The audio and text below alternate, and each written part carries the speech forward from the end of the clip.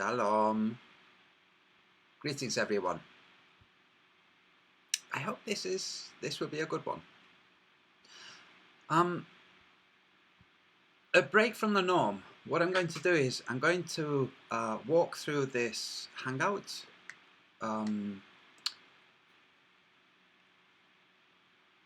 As if I was explaining something to someone where I really wanted them to understand what I was explaining, rather than ridiculing someone for not already knowing and attempting to use what they don't really know. So I really am. I'm going to show this as if I'm explaining it to someone so that they'll understand it. I see everybody in the chat. Nice to see you. I will join you in the chat in a while. But first, I'm going to share screens. Oh, I have a rogue. There. I'm going to start here. Okay. Triangulation. This is for surveying, but this is for triangulating distant points. I'm not going to read it all, we don't need to, but it's from the Fountain of Knowledge Wikipedia. So I'm going to scroll down to distance to a point by measuring two fixed angles. Triangulation may be used to find the position of the ship when the position of A and B are known. An observer at A measures the angle alpha, while the observer at B measures beta. Remember that in triangulation only one angle is measured. That's one angle per observer. The position of any vertex of a triangle can be calculated if the position of one side and two angles are known. I'm going to read that again. The position of any vertex of a triangle can be calculated if the position of one side and two angles are known. The following formulas are strictly correct only for a flat surface. I'm going to read that again. The following formulas are strictly correct only for a flat surface. If the curvature of the Earth must be allowed for, then spherical trigonometry must be used. The calculations you see here are not spherical trigonometry. They're plain trig. Okay, so there's a diagram here, and this is pointing to a ship. We have this triangle, and we have a right angle in the center. This is a triangle that's been bisected. This right angle is indispensable. You must have the right angle. If you don't have the right angle in your triangle, then you cannot work out or calculate the distance to an object. Okay? Now, there was something else I wanted to see, I think. No, it's okay. So, note, this triangle this would be a, well, it looks like it might be an equilateral triangle that's, if it was stood up, if it was pointing to the sky, that has fallen flat against the ocean. It's not, the type of triangle is not important. Sorry, 1 second. Hello? No, you'll have to do it when you get here. Okay, bye. Bye. Sorry about that. So, the shape of the triangle right now is not important. What's important is that it has this right angle. And also that you don't take the shape of this triangle as you see it on the screen as an example of the kind of triangle that you might be able to use. This is a scalene triangle, and you can't have a right angle like this in a scalene triangle. Okay, so not for the purposes of the formulas for the calculations. You have to bisect, and you have to have equal sides, ideally. Now, the reason for this is to show that you have to have two angles. So I'm going to read it again. If the position of one side and two angles are known. So that would be A to B, that would be what the position of the line, and the angles beta and alpha. You must have at least those things. If you don't have those things, you can't do the calculation. That's for establishing how far something is. Okay, now, this is the problem at hand.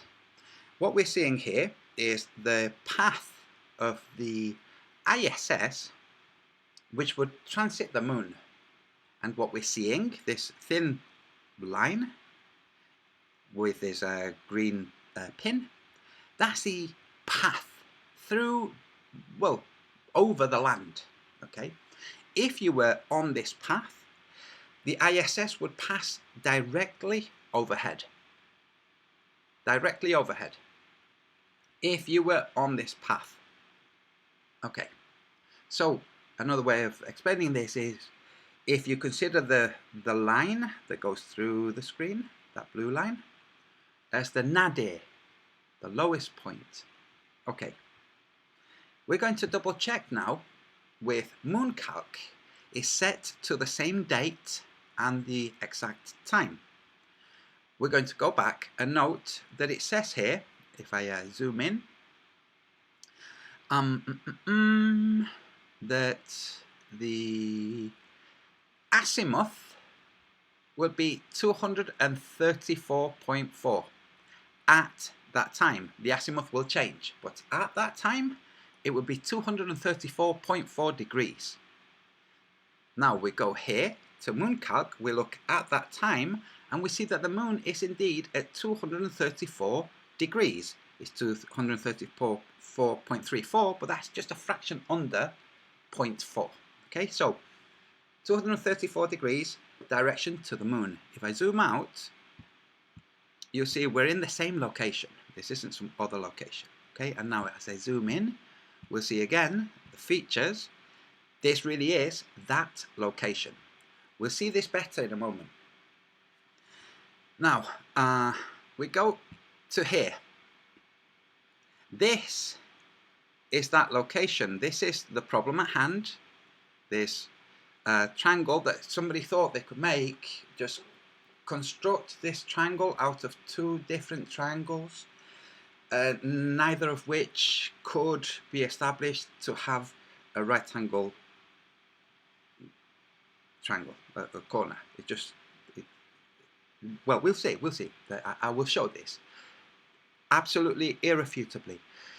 So what we're going to do is we're going to listen to the person who thought that you could just take a triangle that doesn't have a right angle and just invent a right angle and then calculate based on that invented right angle that didn't exist in the real world, come to some conclusions, and then extrapolate from those conclusions another right angle on the other side of that red line.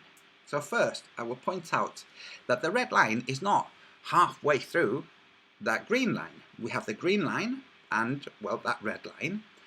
We see that that red line does not bisect, that's cut in half equally, that green line. In mathematical terms, to bisect is to cut something equally, in equal parts. Now, I'm going to zoom in just to point out, you see the red line? That's the path of the ISS. According to the person who invented these triangles in order to back engineer a calculation that would establish the size, the height and distance of the ISS. So what this person did was they know how far the ISS should be, and they worked out what angles though that should display. They then went and established a baseline of 1 or x, that would be the green line.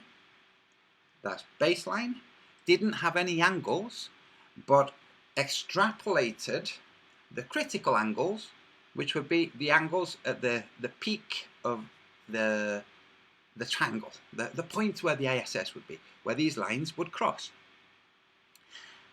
I'm highlighting this specifically so that you see this red line. I'm going to go back here. If you compare that red line with this blue line, you'll see that that red line is just slightly off. And we'll see how it's slightly off later on, okay? By taking this line and looking at these features on Google Earth. And we will establish whether or not an observer at that point will be looking at an azimuth of 234.4 to look at the moon. The ISS was transiting the moon. The critical thing to spot would be the moon, and it's the moon that would be at 234. Okay, we see here that the moon would indeed be at 234, but we'll see a couple of, you can call them fudge factors, when something doesn't quite fit and you say, oh well, it's close enough, it's okay. We'll see how in the real world it doesn't quite work that way. Consider it, if you think of it like this, imagine that you have a cannon and you need to shoot the moon. It's important to actually be able to aim at the moon and shoot the moon. It doesn't, if you say, well look, we're going to go here, I'm going to set a cannon over on the left and you set a cannon over on the right, we'll both shoot at the moon, but we'll shoot in slightly the wrong direction, and we hope that we hit the moon. We won't, but we'll pretend like we did by using the angles. Okay, we'll sight the moon, we'll have the moon in our sights, we'll shoot, and then we'll say that we shot at the required angles. That's the important thing. So now we're going to listen to Astronomy Live, who never swears, apparently. I'm going to show a comment where he explains that he does not swear. mainly because there's a Russian or a former Soviet commenter making some very interesting comments back to Astronomy Live. So let's listen to Astronomy Live explain, and we have to forgive his use of the word center line because we know that that line is not centered. Okay, we'll just ignore that. We'll ignore his repeated use of the word center line. So let's listen.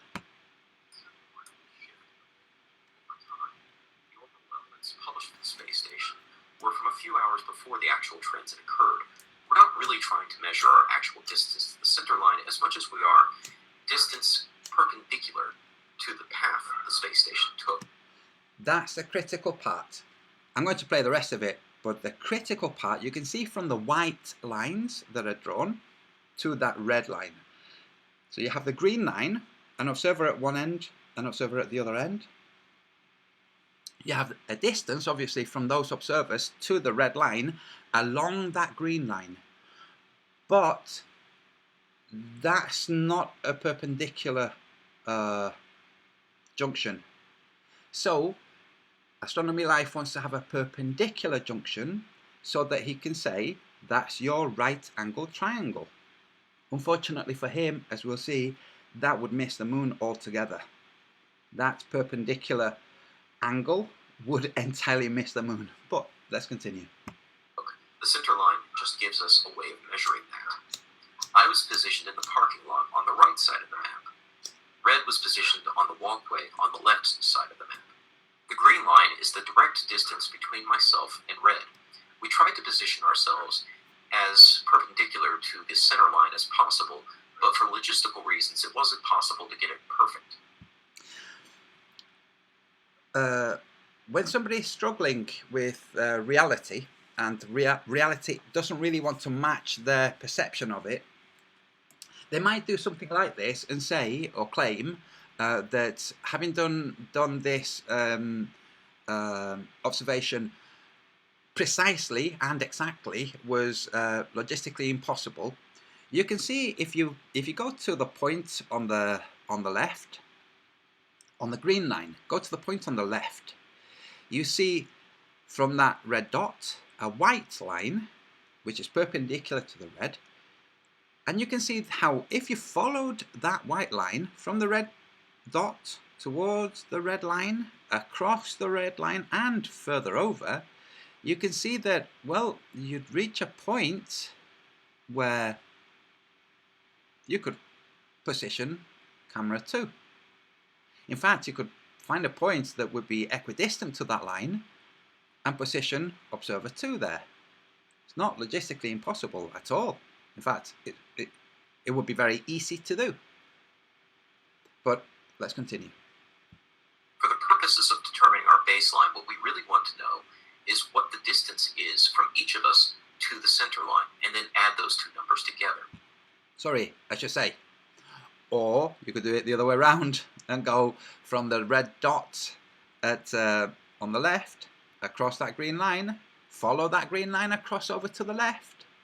So from the red dot on the right, I think I might have said left then. From the red dot on the right, follow that green line towards the left, towards that red line, across that red line, follow the same distance away and plant yourself there. Perfectly doable. But let's continue. First, in green is my distance to the center line, and now in green is red's distance to the center line. Did you see that?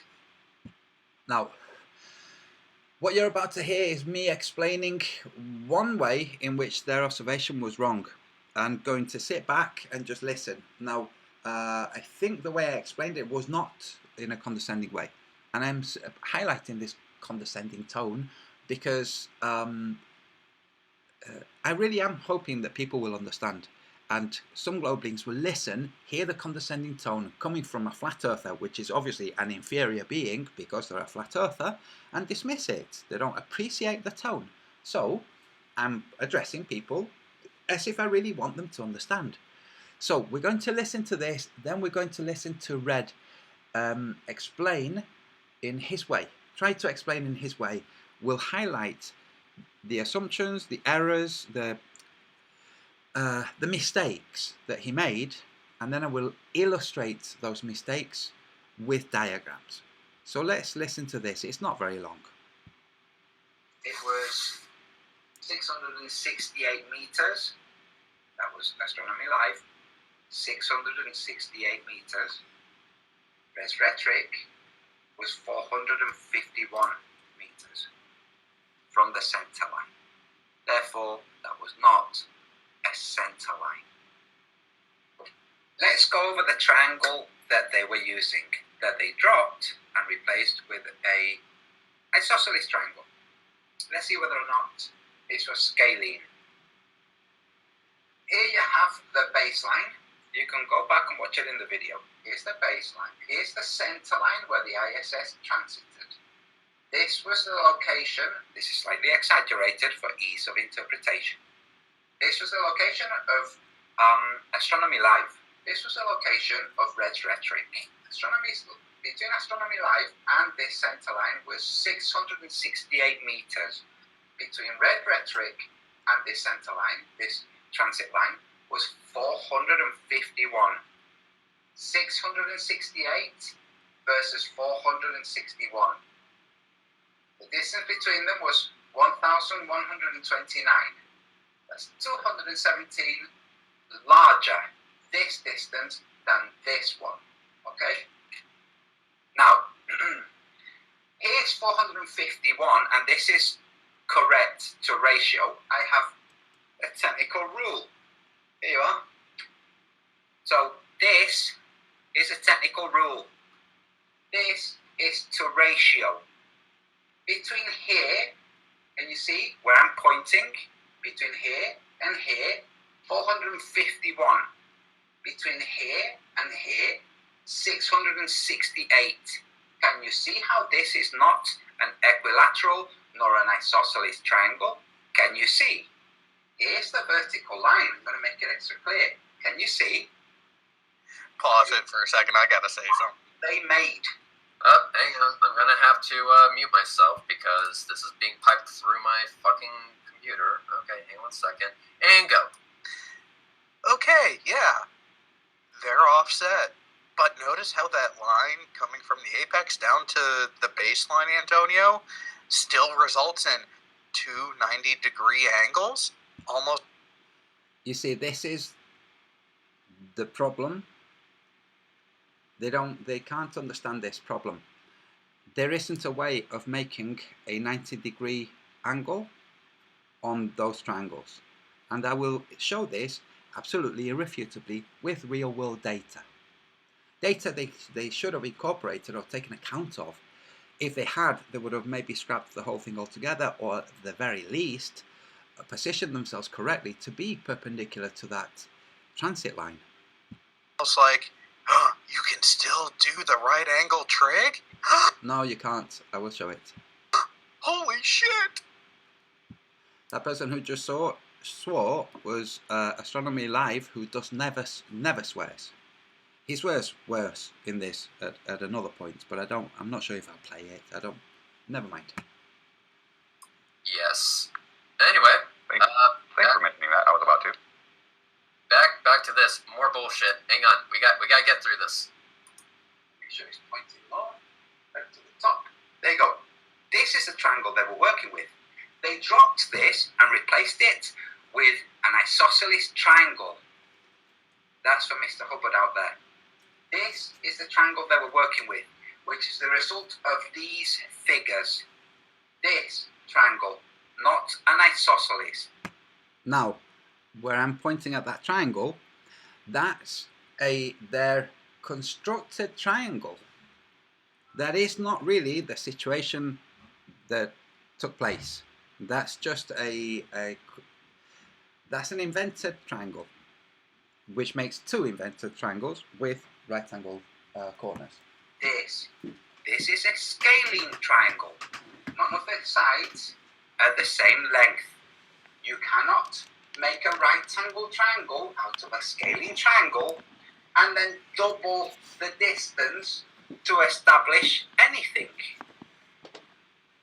Here is red, Here's Astronomy Live. Here's the transit line. The transit line bisects the moon. Okay? It bisects the moon. The ISS, if this was the surface of the Earth, and this obviously is a much larger moon, much closer, but the ISS would be less than the thickness of this. Okay, that's where the crossing over point would be. Now the distance between them would also be much, much narrower. But this is what happens with triangles. If you have, like Red's rhetoric triangle, he had the moon here and the two observers like this. This was his triangle. Okay? Now, in the real world, the ISS is minuscule distance from the Earth and the moon is much larger according to their model, which would mean that the triangle would actually be more like this. Do you see? That would be the triangle. Are you starting to see a bit of a problem? Now, take this triangle and make it lopsided, like the scaling triangle they have there. Okay?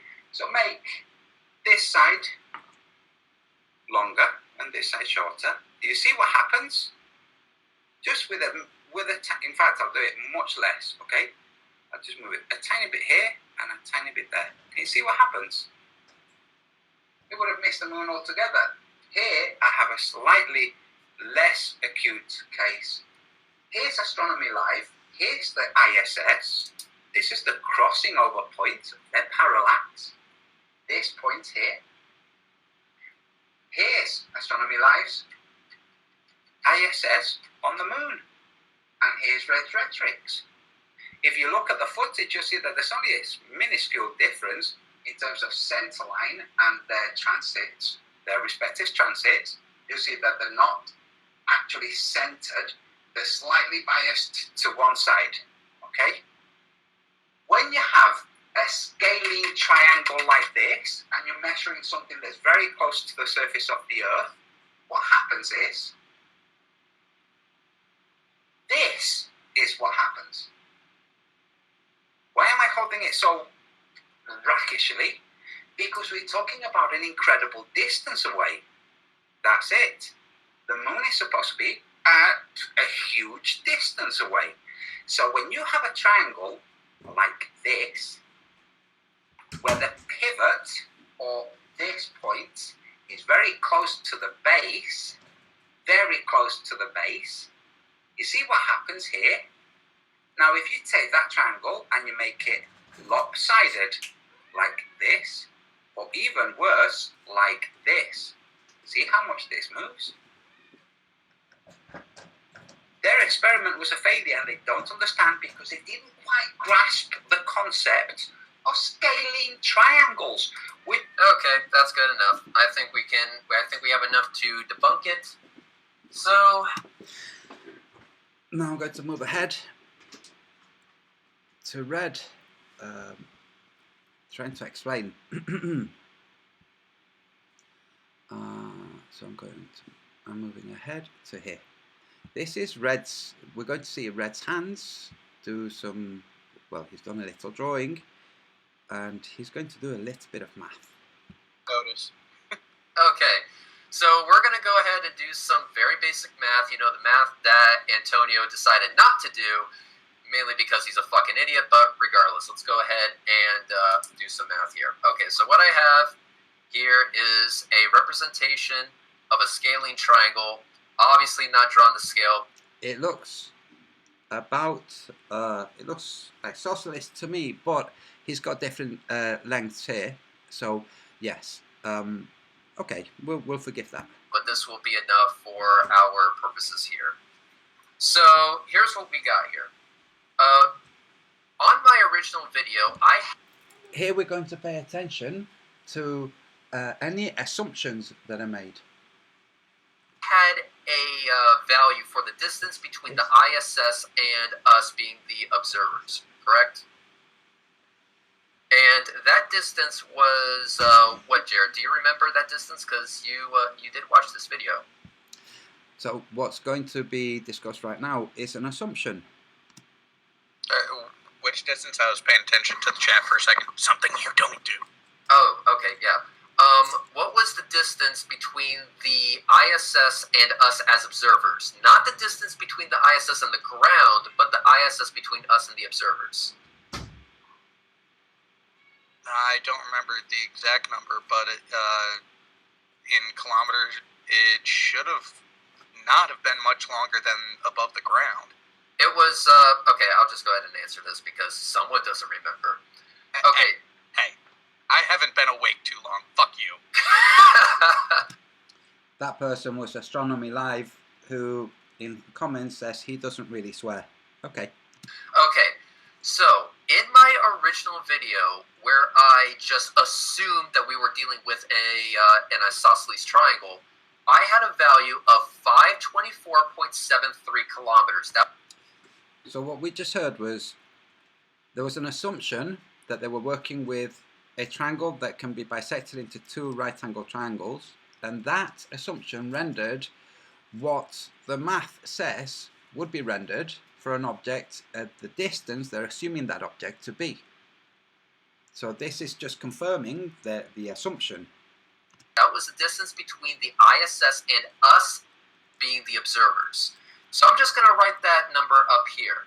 So now what he does is he just, well, we'll carry on listening because he makes a couple of assumptions that are really splendid. So we have 524 kilometers. Okay, so So that 524 is based on an invented triangle. And I will explain this, the reason for inventing this triangle in this hangout today. 24. That's the number that we're going to try and get here with this triangle right here. Okay. Okay. He just explained that distance is what they're going to try to make that triangle tell them. So the values that Antonio Subratz was using to try and show how this was, not an isosceles triangle was the following. We had 668 meters from the center line, and we had 451 meters from the center line. So let's say 668 was me, 451 was Astronomy Live. Okay, fine, whatever. It just doesn't, that doesn't fucking matter. But that's actually really fucking awesome. Jared, do you know why that's fucking awesome? Because ratios are a thing? Yes. If you add... Exactly. Ratios are a thing. If you have data that establishes a ratio, you can then play with these ratios and you're going to have the results reflect the ratio, reflect the data that you're manipulating. This is the reason why such triangles are never actually drawn to scale. I'll show you kind of what they look like when you do draw them. Well, to scale, not to scale, to ratio, where the ratio of degrees versus the baseline is correct. Add the two together, you get 1,119 meters, so 1.11 kilometers, exactly what was said in my original video. Now, if you were to take the percentage out of this to equal 668. So I'm now going to move on from this to first I will show Google Earth. I was going to show some the diagrams first, but no, I will show the diagrams after so they have a context. I thought of playing more of this, but it is just assumptions upon assumptions and then just doubling up those assumptions. No different really to somebody taking a glimpse at a peach tree. So you take a glimpse, two people take a glimpse at a peach tree, and they say from that glimpse there were 112 peaches. That's what one of them thought that there was 62, and the other one thought that there was 50, and they said, well, between us there were 112. Now, if I had seen 50, and this is what he's saying, you can switch these over as much as you want. If I had seen 50 and you had seen 62, we'd have the same as if I had seen 62 and you had seen 50. In fact, if you'd seen 40 and I'd seen 72, and you can carry on, it will still be 112. So now I'm going to display the show this, the display. Okay. And I'm going to go back here. Just you would get back to Mooncalc to show this situation here, which was 234 to the moon, which is where the ISS transited. And I think it was here, yes. This line, which is where the ISS was transiting the moon. So I'm going to now verify that with Google Earth. So here we have Google Earth. I'm going to roll it over to Florida. And I'm going to quickly zoom in over here and show what I have.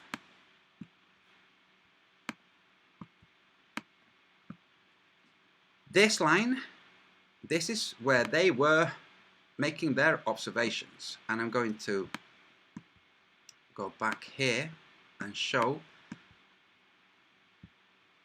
that this was indeed the case. Just give me a second while I scroll in this video. There's a point where he shows this here. Okay, so this is what I have plotted here, and anybody can go and just pay attention and plot the same. Okay, so now I'm going to pull the ruler. I'm going to make it, put it to meters, and I'm going to zoom in a bit. I'm going to go here, and this is just to show the distance between them.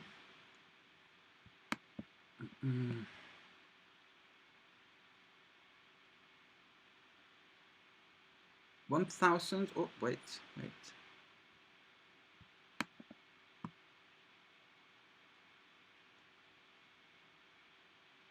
1,123. That was their actual distance. They think, and they say, that their distance was different to that. They say it was 1,011 meters, but that's not. That is really neither here nor there. This line here is the line of the. I'm going to grab this here, and now we're going to look at the heading. If you look at the heading over there, you see it's 222 degrees. That's the path that the ISS was at. From here, the ISS was a. Oops, sorry, I dropped it wrong. From here, which would be their so-called center line, 222 degrees. Okay. Now, I'm going to go to the position where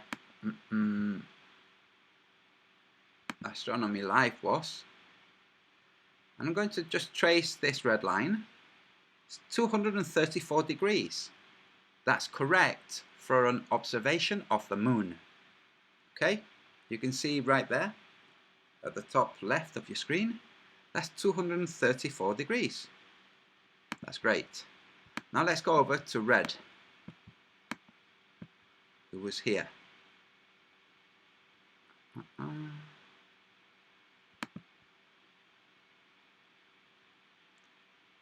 And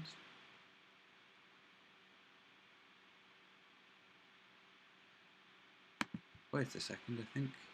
Oh, never mind. Oops. Apologies for the distortion. These lines follow the contours are fascinating.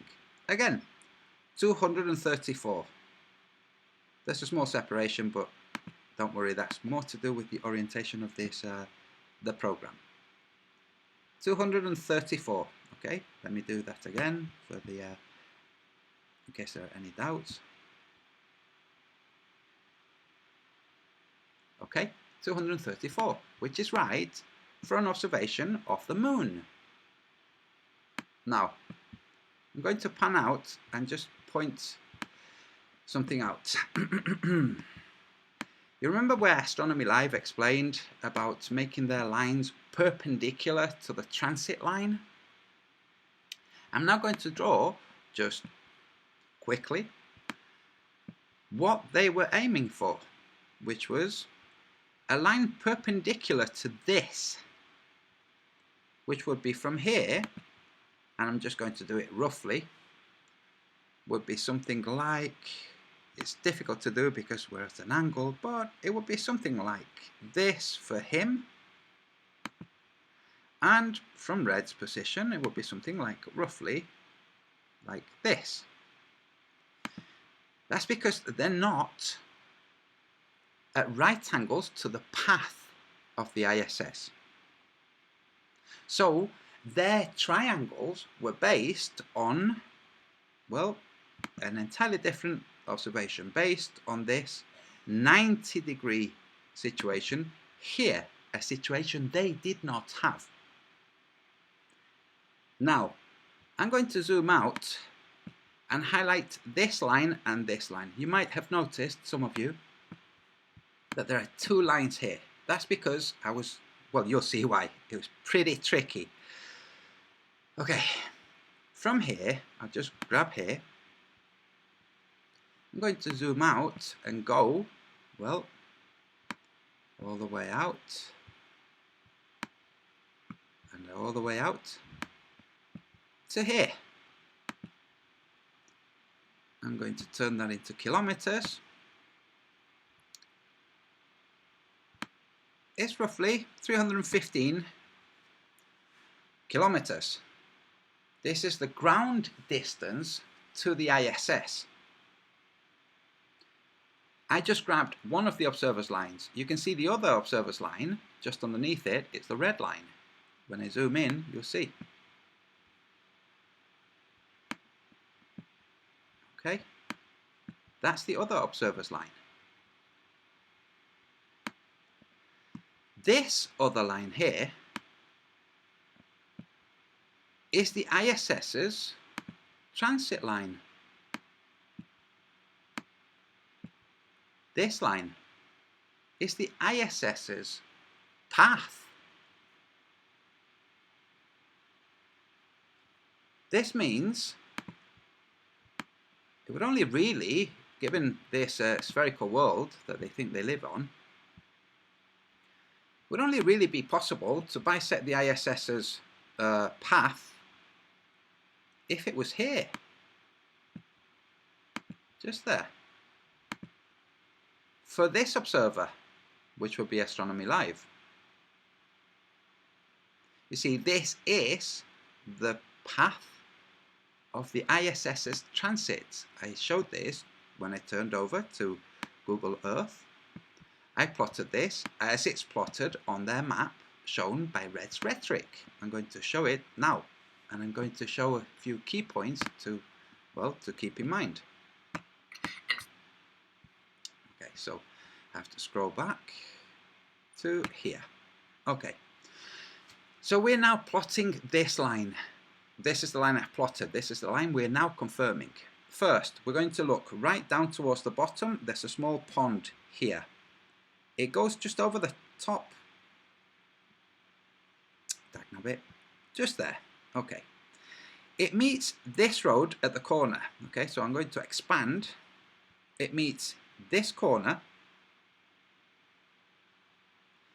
Having come through here, missing this pond, just past this corner, entering here, touching this corner, then this corner, then across to this pond. Okay, so again, it comes across here, enters here, there's a corner there, there's another corner here, another corner. So that's what we're looking for on Google Earth. So here's Google Earth. It comes across and meets this corner, and goes across to this pond. You see, this is, pause, this pond. That's what I've just shown. What I have shown is this line, except instead of on a flat map, I've placed it on a globe, which is Google Earth. That's the path, like the real path according to Google Earth. When you take the map telling you where the transit would be, the nadir of the transit would be along this line. Precisely where I've just shown, where I've plotted it. These were their observation points, here and here. Now I'm going to show, if you care to look at the heading, again, that this would be at 222 degrees. The moon was not at 222 degrees.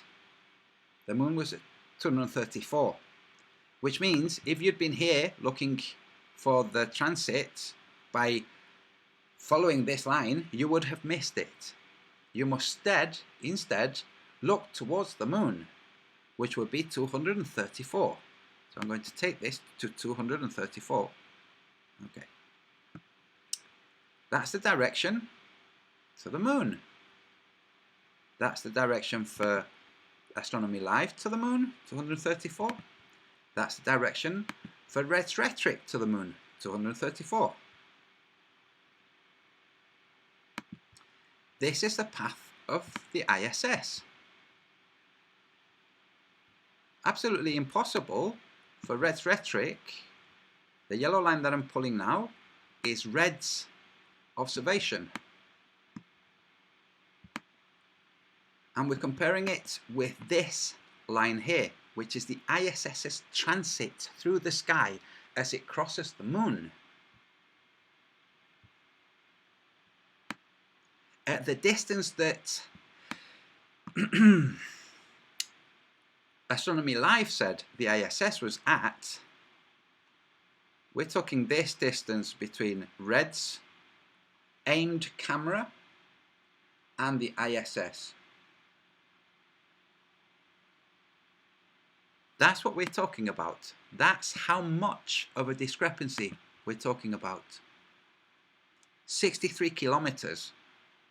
Red would have missed the ISS by 63 kilometers if the ISS was on this path. Now, they captured the ISS in front of the moon. In the real world, they really did capture the ISS transiting the moon.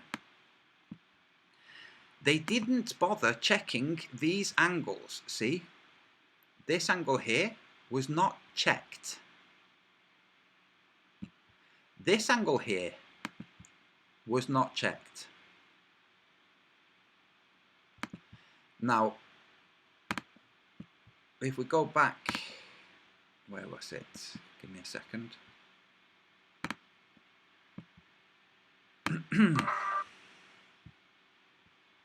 If we go back here, we'll remember that you need, once you have a baseline, you need two angles. You need two angles. Those would be the angles I've just demonstrated on Google Earth. The two angles they did not bother reading.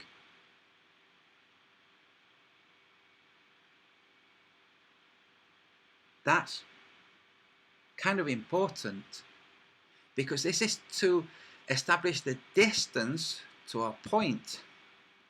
In the case of Res Rhetoric and Astronomy Live, it would be the distance to the ISS. You need two angles. Because they did not have two angles, they fabricated a triangle. They could then bisect from the one angle at the apex of the triangle. So they'd have two angles. That's what they did. That's literally cheating. So now I'm going to show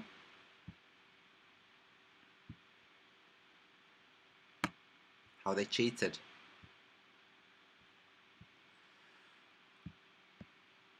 If you take their observations, their actual locations, their spatial relationship to each other, or their relative locations, you have this.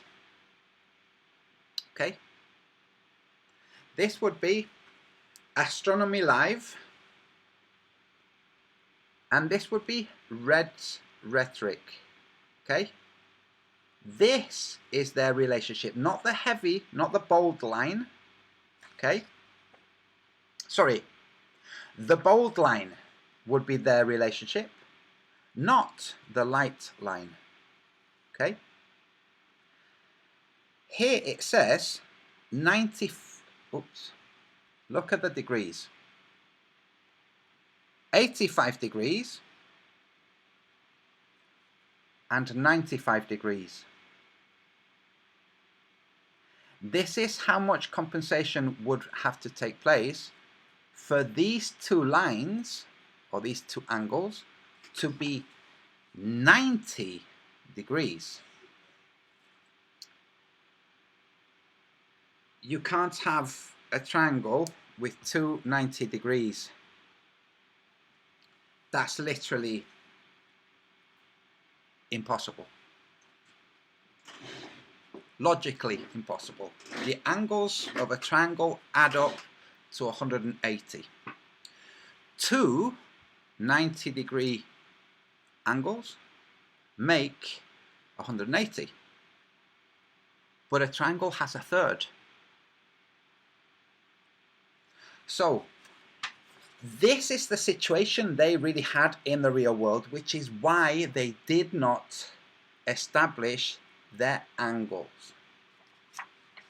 If you want to show that as an illustration with triangles, then this is what you would have. This would be Astronomy Live if he was at 90 degrees. He was not. He was at 95, which brings him here. This would be that bisected. So here would be, in fact, here was Astronomy Live, and here was Res Rhetoric, and here was their center line. This is not a right angle, this is not a right angle, and this is also not a right angle. You cannot convert any of this into two right angle triangles. And this was the situation they were in. This situation. This is why they fabricated the angles. And the way they fabricated the angles was by establishing, one, a given diameter to the moon, 52 degrees. Wonderful. Or 53, depending apogee, perigee. Size of moon. Track of ISS. Whatever the track of the ISS, it has this half a degree. If you measure the distance between the two tracks of the ISS as it courses across the moon, you can establish a ratio. Once you have that ratio, you then say, okay, well, if that's the ratio, and it is, that is the ratio, then our angles would have been, but you can't do that. You're trying to establish the distance to the object. You can't establish your degrees by knowing the distance to the object and extrapolating and back engineering your angles. And that's what they did.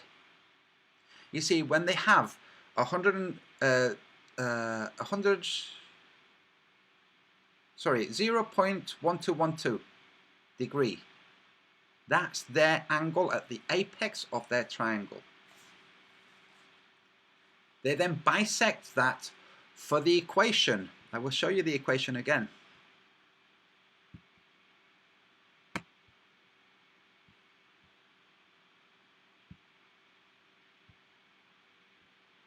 Here's the equation.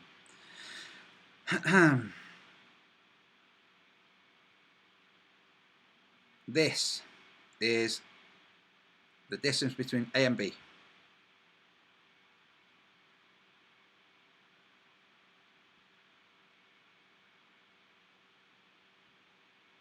Sine, cosine, and tangent are functions on a scientific calculator. There are two, overall there are two varieties of scientific calculator. Some demand that you hit the function, cosine, sine, or tangent before the figure by which it's being multiplied, and others that you first hit the figure by which it's being multiplied and then the function. That's the only difference between the two. But you must have a right-angled triangle. If you don't have a right-angled triangle, you cannot establish the distance. What Red's rhetoric tried to do with his pal was verify the distance, confirm the distance. The distance is known. If we do this, we confirm the distance, and that's what they did. Again, now I will show how you can arrive at this situation where they have 95 degrees and 85 degrees. So we'll go back to Google Earth.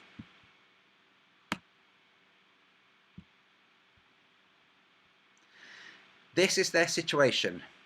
We've established this, absolutely. This car park is where Astronomy Live was, in this car park. And this walkway, or this stretch of beach area, this area here, is where Red's rhetoric was.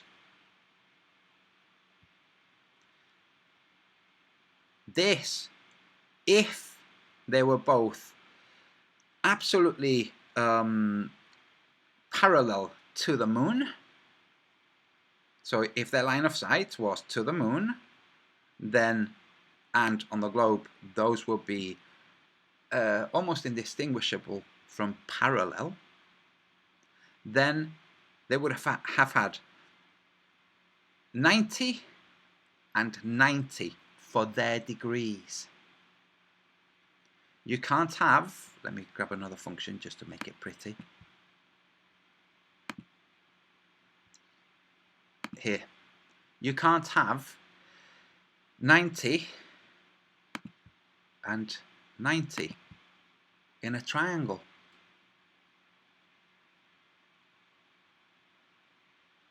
It's just absolutely not doable. And as you see here, between dagnabbit, it keeps it's, if you look here, okay, so let me go back to a line. Between these points, you have 95 degrees here. If you look at the heading, you'll see it's 95 degrees.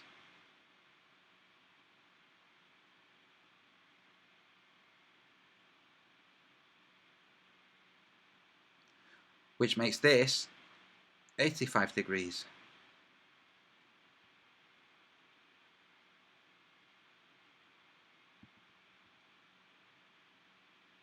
Which means that the relationship between this line and this line is 95 degrees, not less than 90. And this 85, and absurdly so too, because as we see, this was the point, this is the only point where the ISS would cross either of their lines of sight to the moon. They did have line of sight to the moon. The ISS did transit that. The ISS was traveling along this line. How would it then be in a position to transit this line, the top line, once it was 315 kilometers away? None whatsoever. And that's Astronomy Live's calculations that tell us that. It's a problem. And this is all, the thing that's fundamental to this is the moon's azimuth. The moon's azimuth was 234. The lines that I've drawn here for both observers are for 234. The problem is not with the moon or the moon's azimuth. The problem is with this path of the ISS.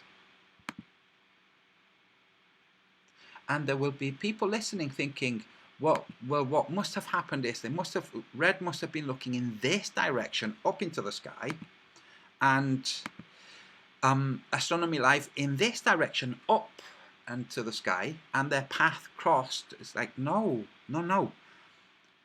If they were looking in those directions, the moon wouldn't be in the frame. The moon was at 234. You can't forget that.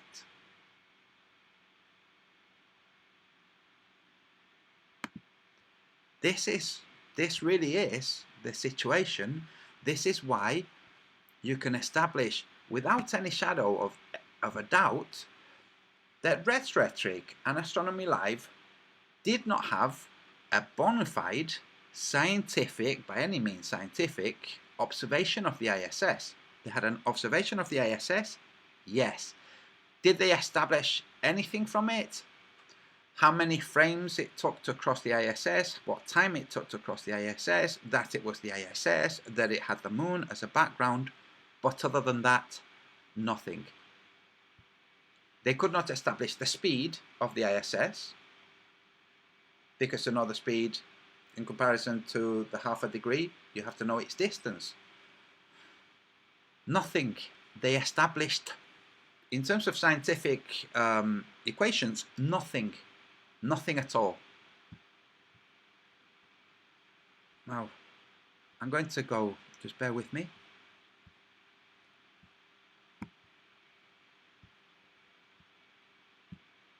I'm going to go to yesterday's Hangout, where there were some comments from Astronomy Live. I'm going to read them. You see, with just give me a second.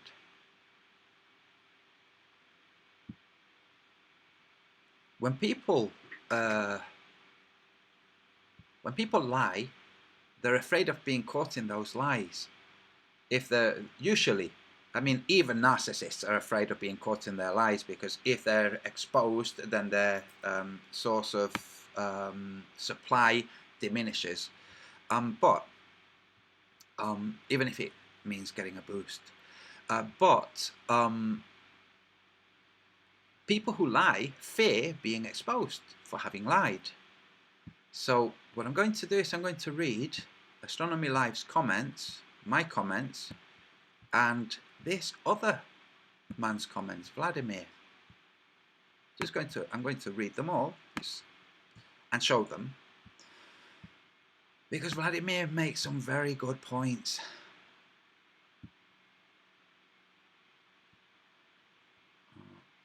So all I'm doing now is opening the comments. You know where it says read more.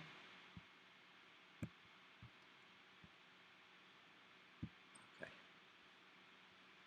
Now with Astronomy Live, the poor Dim Dim. Okay, wait, change that because I'm not being condescending.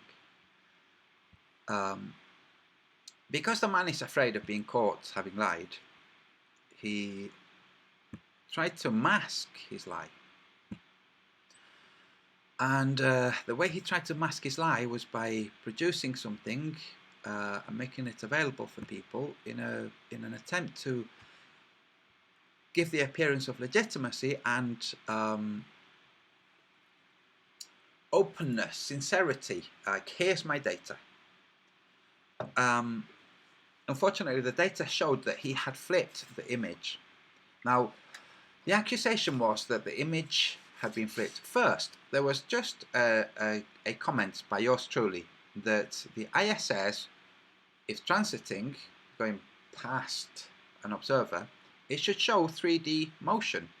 That's what it should do if it was a 3D object or even a 3D hologram. It would have to show, well, you know, here's my thing. Here, it would have to show that, okay, from your point of view. And that it didn't, this is what I said, that it didn't. In the original footage, it didn't.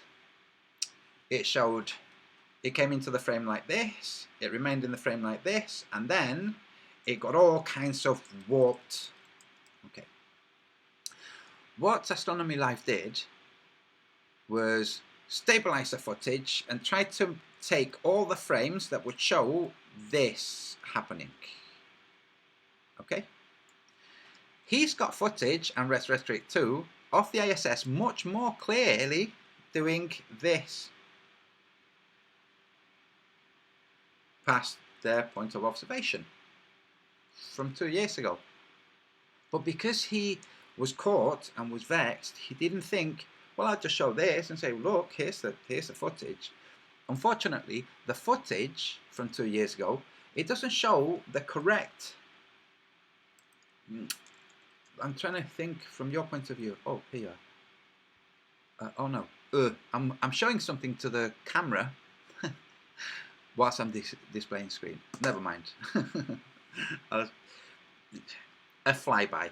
Anyway, let me get on to reading these, and then I will go back to this flyby and how, because Astronomy Live was vexed, he didn't realise that he could have shown some of his own earlier footage.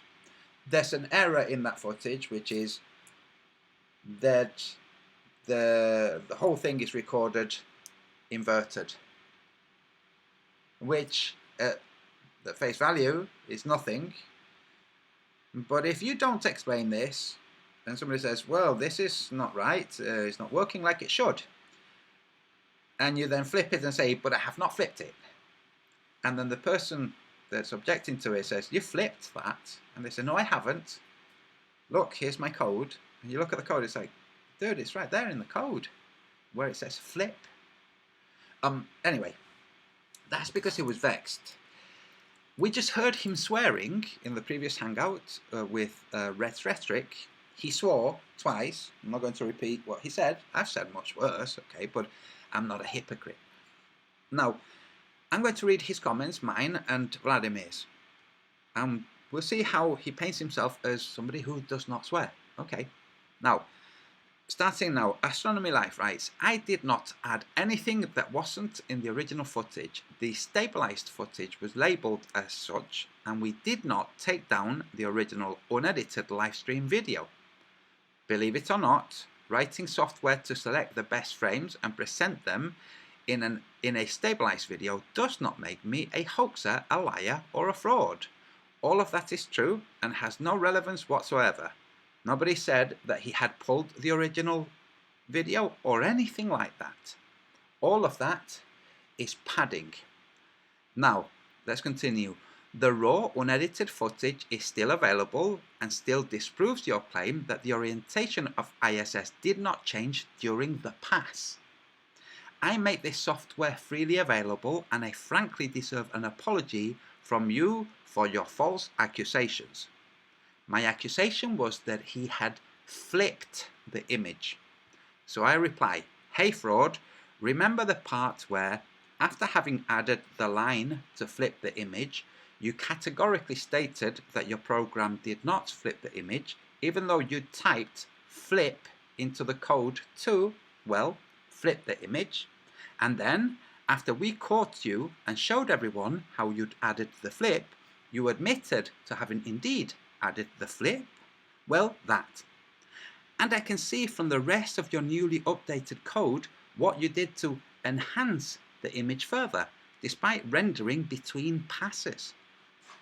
Get some cognitive behavioral therapy help, and you'll live a happier life when you've conditioned yourself to not lie. Astronomy Life responds, you accused me of faking the field rotation.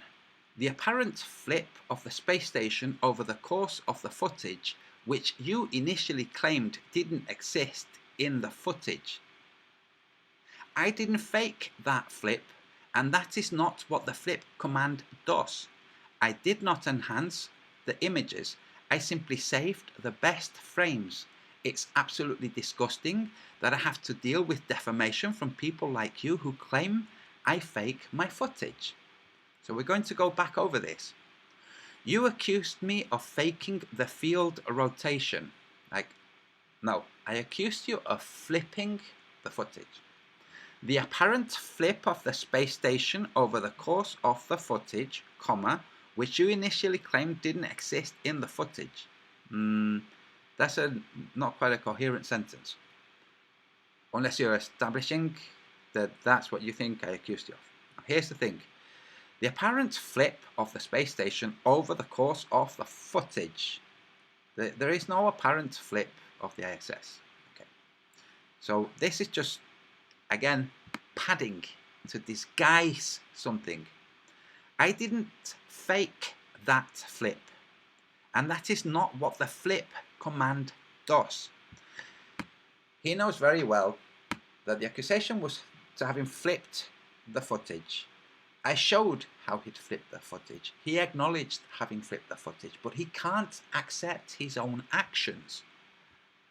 Now, Vladimir, I hope I say this okay, Smogitel or Smogitel writes, I understand that different frameworks may use similar sounding functions to do different things. However, did you use function flip or did you not? What did the function consume as its argument? If you did not, it is one story. If you did, could you point to your framework's API docs so we can check what the function does?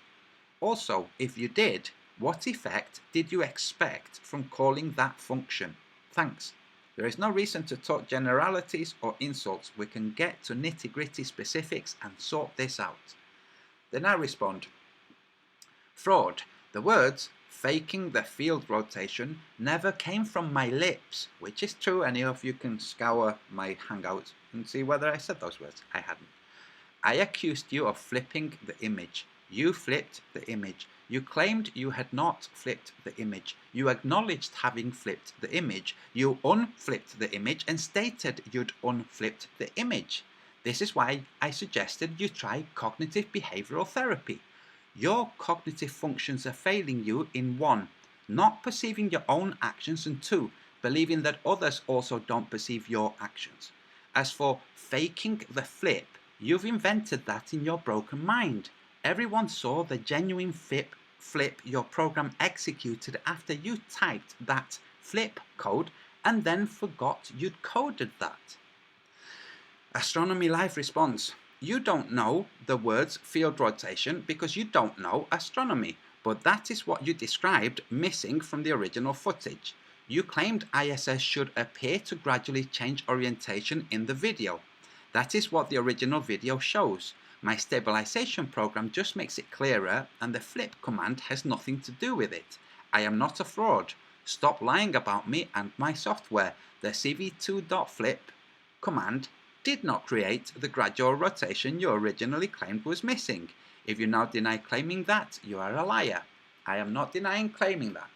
I am stipulating that I claimed that you flipped the image and that you said you did not flip the image, and you're doing it again there. Astronomy Live. Breakdown time for you. Then he replies to Vladimir Smogitel. I am not the one leveling insults. I am the one being insulted. I fully explained the function and why it was originally used in the video I did on Red's Rhetoric last night. Clearly you didn't watch it. Watch it. I already answered your questions. Vladimir writes, you are right. When I wrote the comment, I did not watch it fully. Yes, you said that you changed the code and unflipped the image and that the original flip was required to compensate for the telescope lens effect. That being that the image is flipped because it's a telescope and not just a camera. I will leave it there because it becomes a quagmire. One can say, if so trivial to flip it and unflip it, why did you need to flip it in the first place? Or flipping an image is similar to rotating it by 180 degrees or whatever. As an outsider, I would say that any debate is incredibly exciting to observe, and I hope you guys will come after each other in the future for the benefit of people like me who never studied astronomy before bumping into this flat earth debate. Could you guys swear less and be more respectful to each other? I got sucked into this flat earth debate due to my background. I grew up behind the Iron Curtain in the old USSR, and I remember rumours about the Soviet space program. Like the first man in space, Mr. Gagarin, was murdered by the authorities because he would get drunk and would start saying that he never went to space. The chief engineer of the first Soviet rocket, Mr. Korolev, died under suspicious circumstances. Allegedly, he personally pulled Mr. Gagarin out of the escape hatch before the launch. If space does not exist, it explains not only why the Soviets bluffed it, but why Americans did not call their bluff. You guys keep saying, flat earthers are dumb, look at them, ha ha ha, without probably realizing that there are different people watching this debate for different reasons. Now, this is very interesting. And the reason to kill someone like Mr. Gagarin would be so that people can say all of that is hearsay. It's like, yes, it's hearsay because the guy was killed. Unless somebody recorded it, it's hearsay. Now, a tangent. There's a Russian physicist who publicly and categorically stated that the Earth is literally flat. He's a teaching professor of physics at a university in Russia. Said the Earth is flat, it is known that it is flat, and the equations to demonstrate that it is flat are coherent and correct. The equations that change and describe sphericity are extrapolated from the flat equations to give the illusion of sphericity. That man was threatened into staying quiet, and he has not said anything else. He was not murdered, but he was threatened into staying quiet and into asking anybody who'd mirrored his videos to pull them. I know this because I saw those videos, and I know the guy who posted them, and I know that he pulled them. He told me what happened. Okay, so this hearsay starts to be not quite so much just hearsay. Astronomy Live continues to Vladimir. Please quote where I swore at anyone at any point in this debate. Well, I showed it here. Let me see if it was here or if it was a little bit earlier. Because this is part of the same debate. You see, the Antonio Subirats love triangle. Okay, it is part of, it's an ongoing debate. That's fucking awesome. Because ratios are a thing? Yes. If you add the two... No, it was earlier. I'm going to play Astronomy Live swearing. So we can see how he said, at no point in this debate has he sworn. Kilometers, it should have not have been much longer than above the ground. It was, okay, I'll just go ahead. Okay, so I'm going to go back and show it. I think it might be here. Or I totally demolished this shit in one go. I just want to make sure that I'm remembering something right. What was the angle of the at the actual point that he was bitching about right there? Wasn't it like 0.12 degrees? Okay. So that's the fabricated angle, because we see their actual locations would have two 90-degree, well, 95 and 80. Okay, all I'm doing is trying to find Astronomy Live lying. Piped through my fucking computer. Okay, hang on a second. And go. Okay, yeah. They're offset. But notice how that line coming from the apex down to the baseline, Antonio, still results in two 90-degree angles? Almost like, you can still do the right angle. Oh, quick, Red. Nestlig was asking for a link. Sorry. Apologies, I'm just going to carry on looking until I find it, because I will find it. I played it earlier.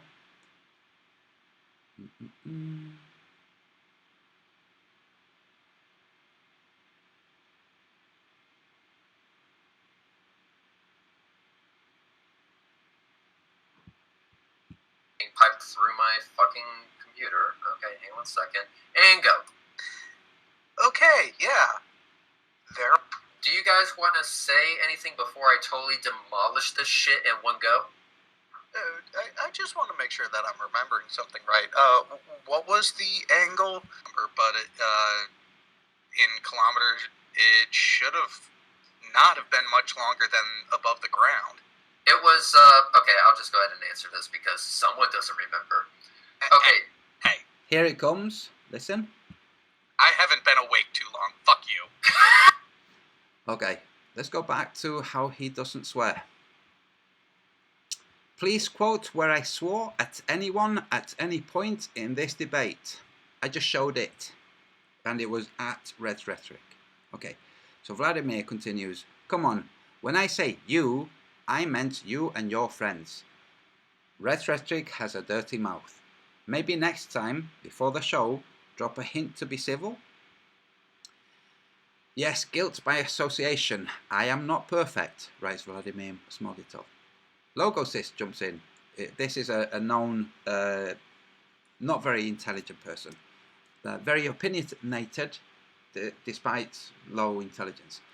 This is a new low from you, Antonio. Instead of looking at evidence, you create fake drama. I've just shown evidence. I've shown evidence that if they were to establish their degrees, they would have had two 90 degrees from their location to the moon.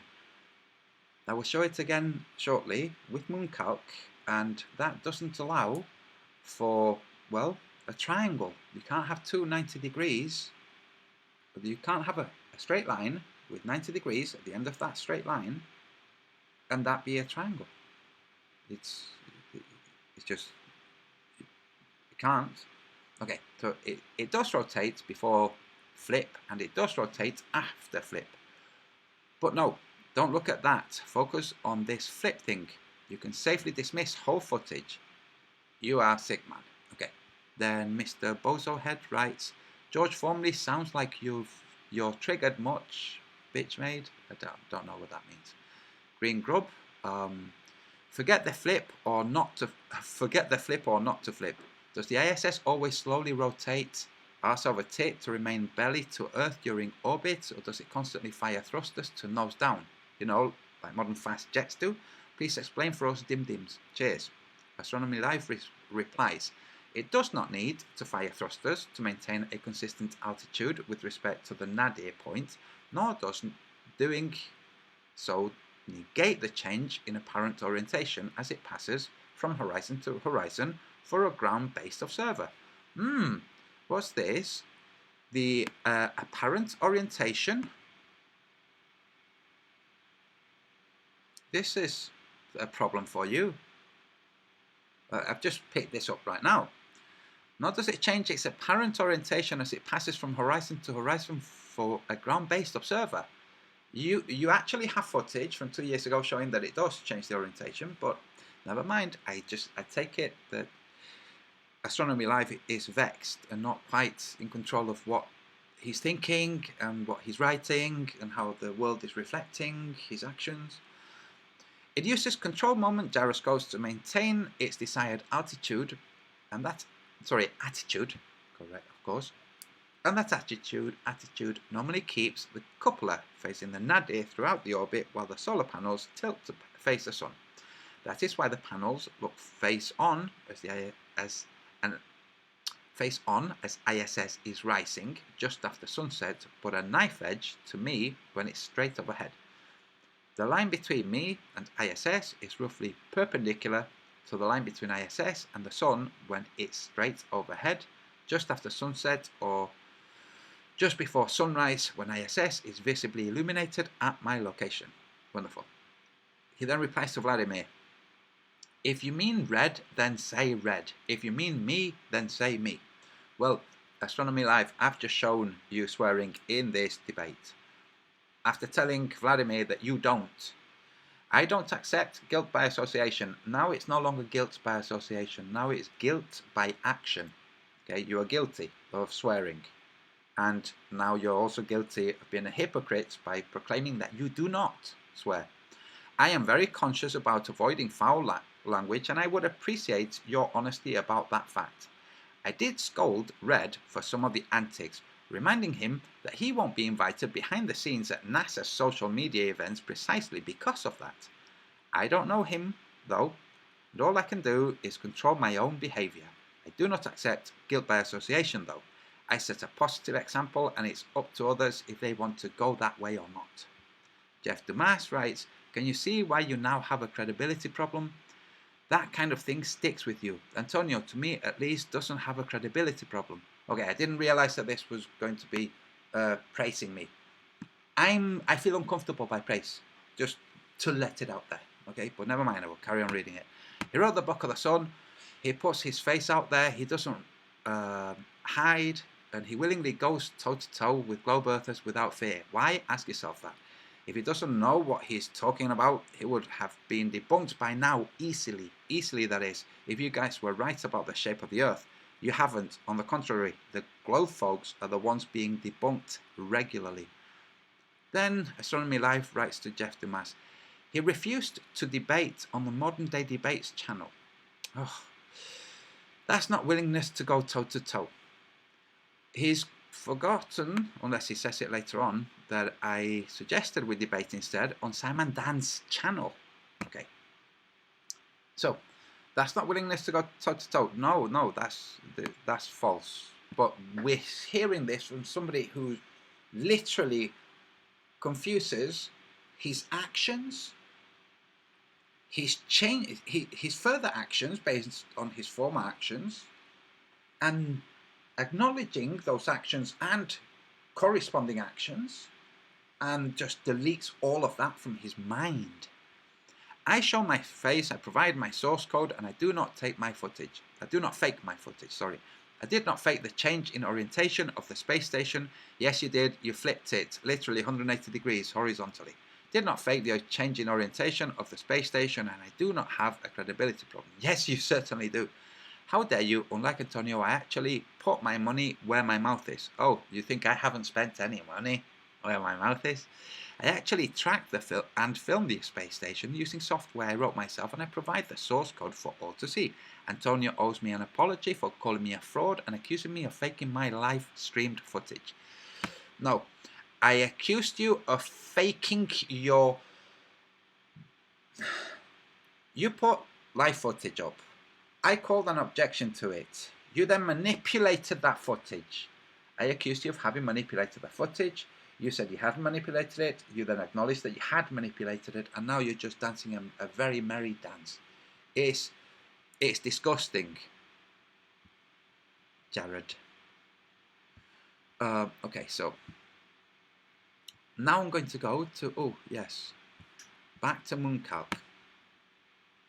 What we're going to do is we're going to look at the positions which were, one was here, approximately here, sorry, and the other one approximately here. Okay, these two positions or locations. bit. To look at the moon's azimuth.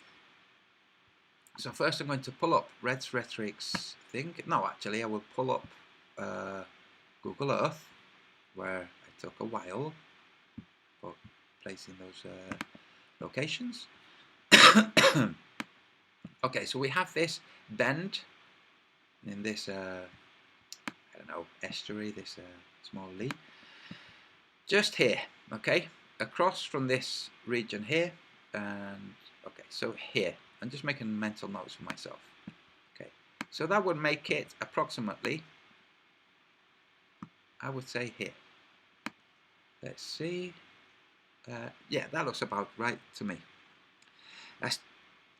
Moon azimuth 234.33. Okay, now I'm going to place it, so let me make a note of that. Okay, 234.33. So 234.33. And now we're going to go 1,000 and some meters down, just past this bend in the river to here. Okay, so we're going to go just past this bend in the river to, well, here. Let's see, no, a little bit further. Here. Let's see the moon azimuth. 234.35. So 234.35. That leaves 0, so 0.02 for their degree. Their degree was 0.1212. It doesn't compute, guys. Sorry. So now let's see, 23435. Let me just check something.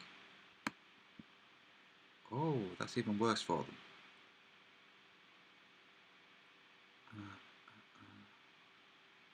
48. I'm trying to get to the time. Where's the time?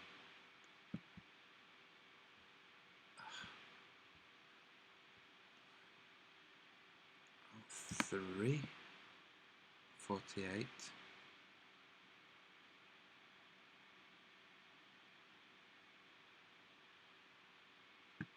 Okay. 23435. Ooh, that's even worse for them. Because this, if you were to draw a line between them, the angle to the moon here and the angle to the moon there, those angles would be just slightly splayed. So that's 23435, and from here, approximately here, yes, 23433. 0.02. They're screwed. They're screwed. I'm going to show what that means in a diagram. So let me stop screen sharing like that.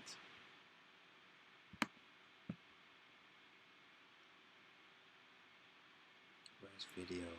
Here. Okay. You remember when I drew this? When I showed this? Sorry. Okay. That would be with these, this and this, totaling 180.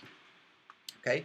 With yes, with 95 and 85, totaling 180 between them. In actuality, we have, I'm going to draw another line, and I'm just going to, I'm doing it by eye, okay, just to illustrate what's going on. We'll then draw it again in a simple. Can you see? Let's draw on this line now. Okay, this is 0.02. Okay, it isn't, it's more, but it's playing that role. That means that these are actually ever so slightly splayed. Now this splaying will be compensated for in the globe with, well, curvature if it wasn't splayed, it would be flat. It would be like this, but curvature. Yeah, so curvature and maybe refract. Maybe throw in refraction. The azimuth is right there. You can see it right there. This is the situation. You can't drop a line here and say, oh, and now we have two right angle triangles. Absolutely not. It's a problem for you, Red. And that's your ISS destroyed. Sorry, not your actual ISS. The ISS will continue to be there. Don't worry. Okay. But your observation confirming its distance from you? No. Now I'm closing unnecessary windows. Right.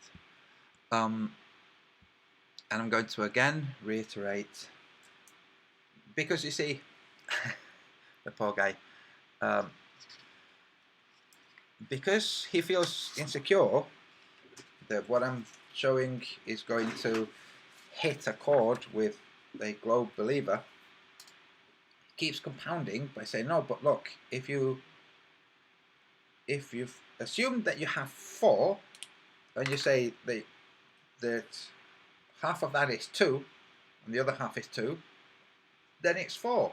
And if you say that one side is 3 and the other one is 1, then it's still 4. So, yes, but that's assuming that it's 4. Your 4 is an assumption. So now I'm going to show the situation again, and this I'm going to try to add an element of 3-dimensionality. Okay. Yeah, I know how. So we have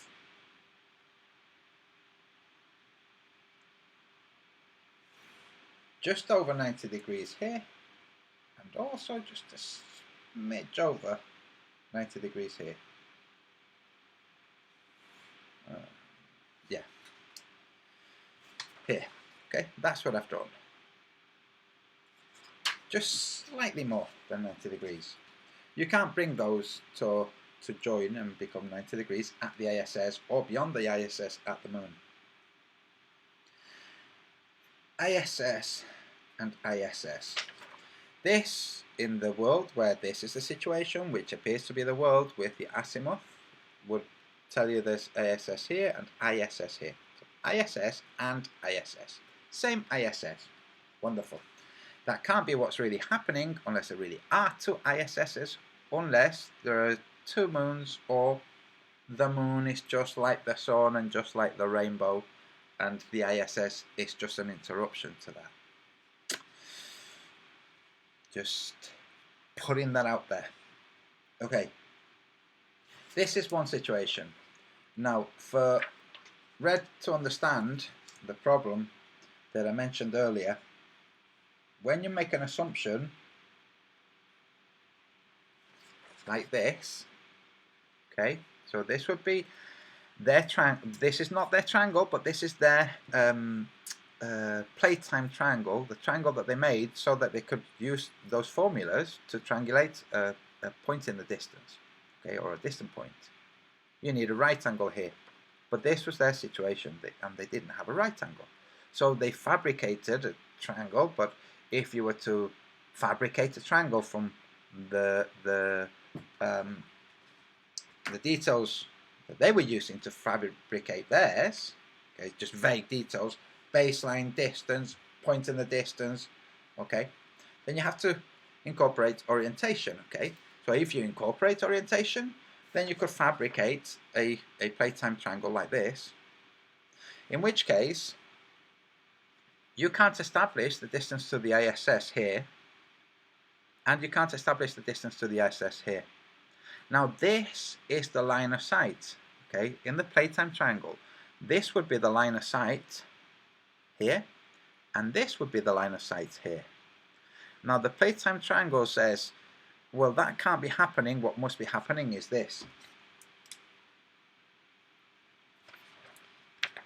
The ISS is there, okay? That's what must be happening. The ISS must be there. But we have to remember, this is a playtime triangle. The red line is the 90 degree here. Okay, this is the bisected triangle. This is where they had the 0.1212, okay, of a degree here, that they then divided in half. This is their actual accurate triangle in terms of what's actually going on. So they assume this is what's happening. But this is a playtime triangle. This is what's happening. Now, I said I was going to add an element of three-dimensionality, so what I'm going to do is I'm going to draw a line at an angle to that, going off in the distance like this, and another one from here, going off in the distance, and this would be, if we were to include perspective. If what was happening was this, Resretric is there, and he has a laser going straight up plumb, vertically, and so does Astronomy Live. They have two lasers, okay, and these lasers, they press a Star Wars button, and those lasers become steel rods, okay? Two parallel steel rods that are just slightly splayed. They're not quite parallel, just slightly splayed, okay, so just slightly splayed. And there's a light behind, and it's casting the shadow of those rods. It's casting a shadow from those rods on the ground, and it would appear, with perspective, like those shadows that are parallel, they would appear to converge in the distance, because that's what perspective does. But in their mind, with their blend of spherical trigonometry, where we can drop the spherical parts and we can just think spherically, but on a plane, and use the plane geometry, they think this would happen. Okay, so steel rods, just slightly splayed, light from behind, being cast from these rods, going off into the distance, so into the distance and crossing over. That's what they imagine. Just crossing over in the distance, like no, they would meet in the distance, and that distance would turn out to be the horizon, if not just diffused before the horizon, like if it was like this before the horizon, okay? But never cross over. And this that I've done by just describing a scenario where they have two steel rods having their shadow cast into the distance with those lines appearing to converge. This is more realistic, even though it's false, it's more realistic than what they did. Because what they did really was this. This is what they did. And the reason they did not check the angles is because if they had checked their angles and shown them, first, if they checked their angles, they would have known that this is what was happening, and they would have had a problem. If they'd then shown this, they would have really had a problem. And they're too invested in the idea of the globe. Now, the reason that people are so invested in the idea of the globe, and the reason people are becoming pretty, the tactics, becoming pretty, at first it's ridicule and yeah. Now there are threats of, there are threats of accusations of violence, okay? You know, in a world where words are now violent and cause harm, that's what Conspiracy Cats was doing, saying this is harmful, it's harmful. It's like, oh, is it really? Is it really now? What's harmful is if your side is having people drop out and join the opposing side. And that's what we have. Now I'm going to join you in the chat because I just love hanging out with you.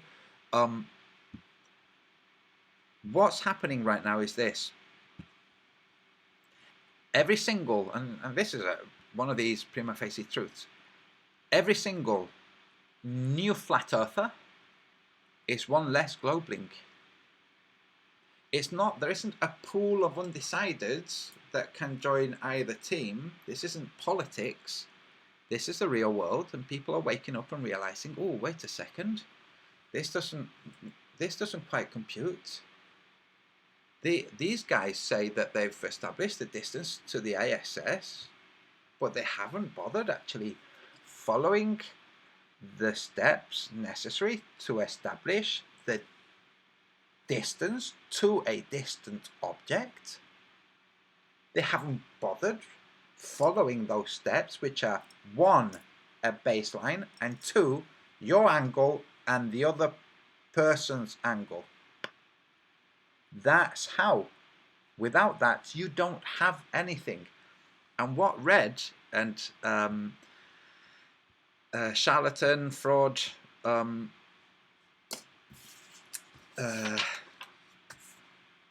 what's his name? Astronomy Live did. I'm going to show it here. Just another little drawing. This is what they did. Okay. And anybody who's been following this can see that this is literally what they did. Exactly what they did. They started off with they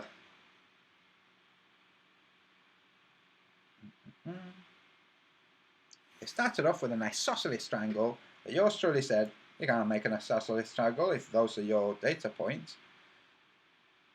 They then say, well, it doesn't really matter because it's the same angle. It's like, no, that angle comes from you having fabricated an isosceles triangle to establish that angle. You did not have an establishable isosceles triangle to establish that angle, in which case the angle that you're playing with is a fabricated angle. This is what they did, okay? The reason they did this, they only had this. I have a cat who likes throwing things over. They had the baseline, that's all they had, okay? So 1 and 2. So that's all they had, 1 and 2, Reds and Astronomy Live. But this is fabricated, remember this is fabricated. This would be really in the fabricated, illustrated for purpose, this is what they would have.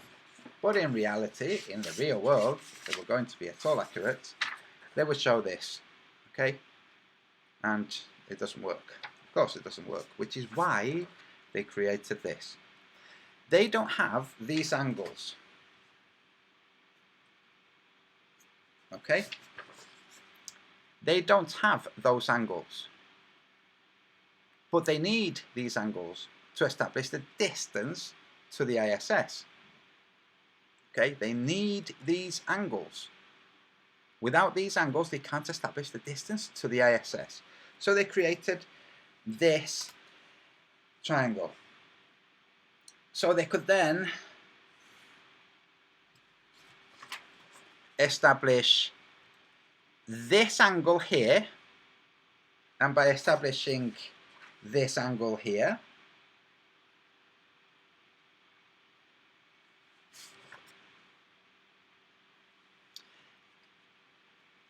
determine what the angle here is. You see, here they have established the angle. Here they have the right angle. And once you have the length of one side and 2 angles, you can establish the third angle and the length of the third side. So that's exactly what they did. But we have to remember, they also didn't have this angle. Okay? They didn't have that angle.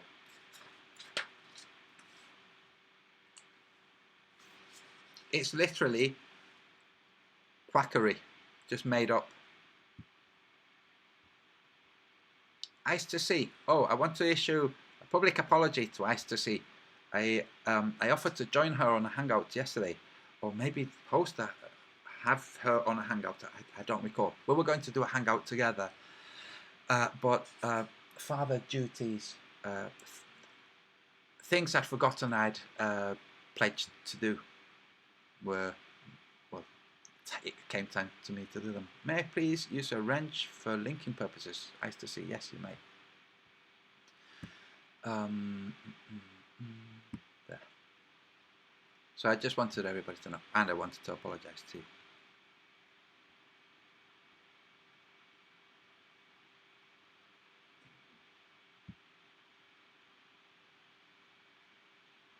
That's the situation.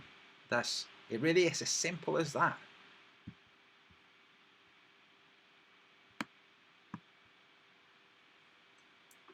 Now, I'll add another thing, okay? Because these guys aren't really stupid, okay? They know what they're doing. They know how to disguise things. I will add one more thing. Okay, if let me pull up the calculator. Okay. So if their angle was 0.1212 at the apex of the triangle, divided by 2 would be 0.606. So this is where it gets very interesting. They would have a 90-degree angle here, and here, oops, here they would have, well, let's grab 90 minus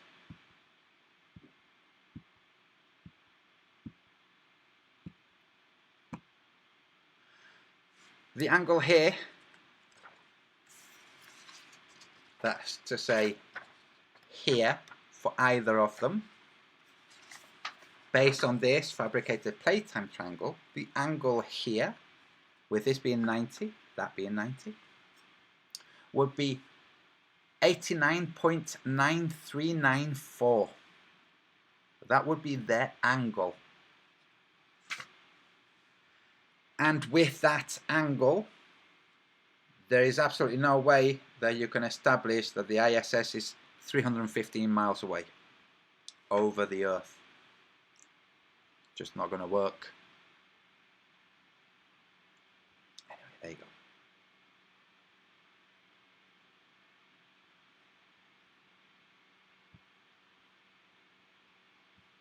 I'm looking at let's see.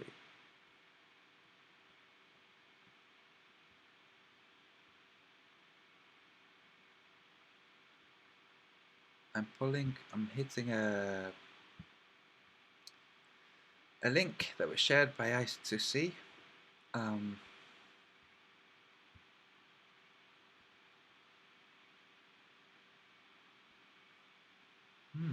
not understanding. Let me see.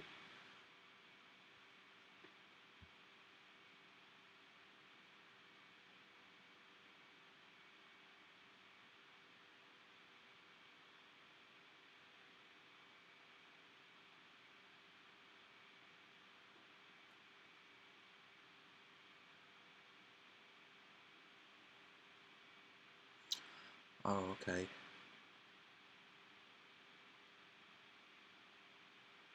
Ooh, interesting. The link that's in the chat, pasted by by Ice2C, is a link to an article explaining how there's a YouTuber called Crazy Danish Hacker who has been uploading the instructions on how to hack. Just, you know, that's very, very interesting. How is that happening? And channels are getting closed down. Anyway.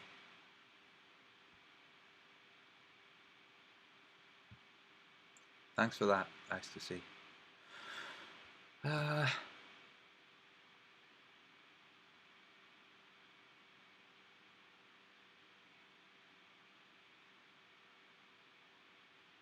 Anyway, there you go.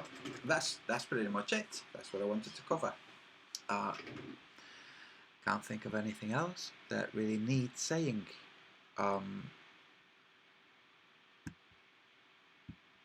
Other than I actually feel sorry for Reg and the other guy. Oh, from Red, hi. I feel sorry for these guys because it's a losing battle. They're in a losing. They're losing. Wow, I'm sounding really Spanish. If you're propping up something that's demonstrably false and you're just refusing to look at the chinks in what you're propping up, you're going to hear it crumble and you're still going to be propping it up whilst it crumbles. I did think, well, I won't say this.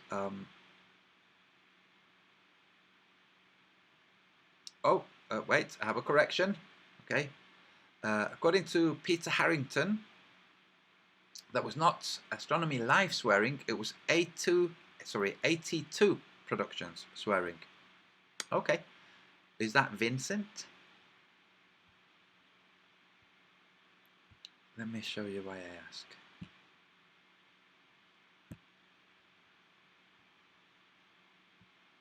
Just a second.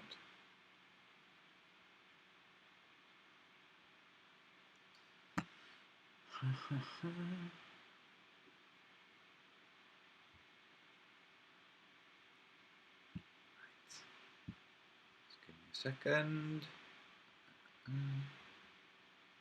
Right.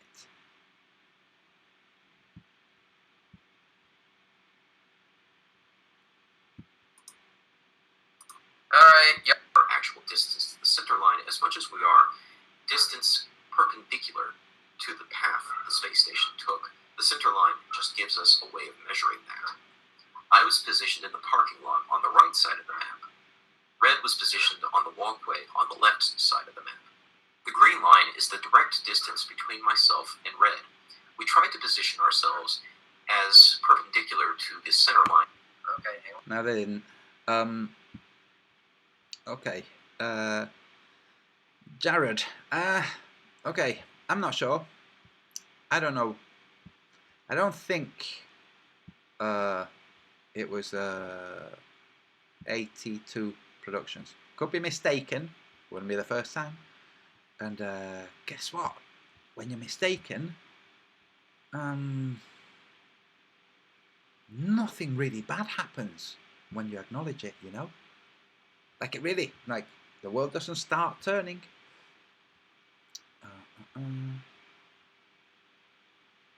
Oh, wait. Somebody called Nils saying, no, just random bitching, no maths, no own footage, no own observations. Just look in the channel if you're talking about me. Just see whether or not I have own observations. Just go and look. Go and see whether I show the sunlight diverging. That's a good point. That's a good place to look. Peter Harrington, it could be. In which case, I will retract the accusations of him being a hypocrite regarding lying. If that's true. Let's see. Oh, wait a second. I think that there's a way of establishing. Just give me a second.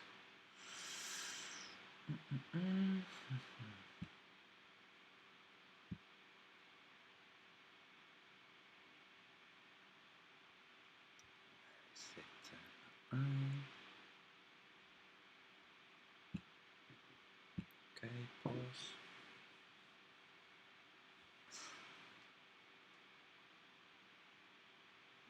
Okay.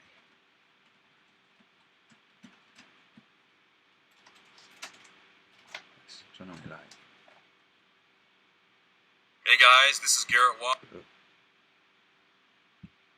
also known as Ensign Harry Kim from Star Trek Voyager. And you're watching Astronomy Live. 3. That was gay. Sorry, just saying. That was gay.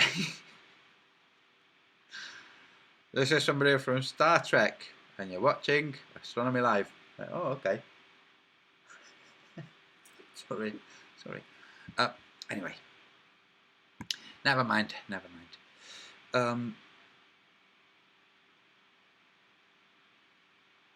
Franz Calualiano writes, often read, do you share ant transphobia?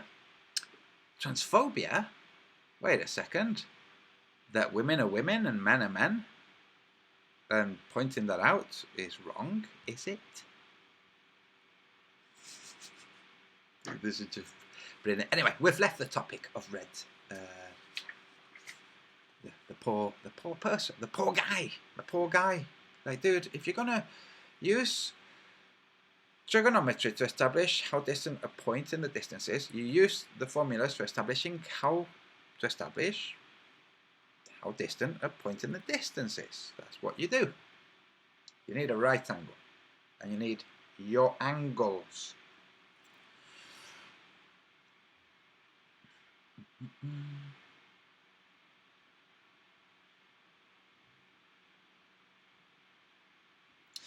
By the way, I have to say, welcome to all the people from Red's channel who are in this hangout right now, in the chat, bulking my numbers up to 189.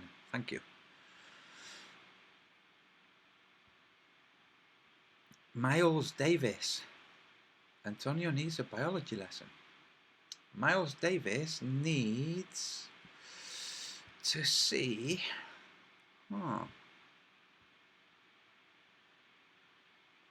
Yeah, I'll do it now. Just give me a second.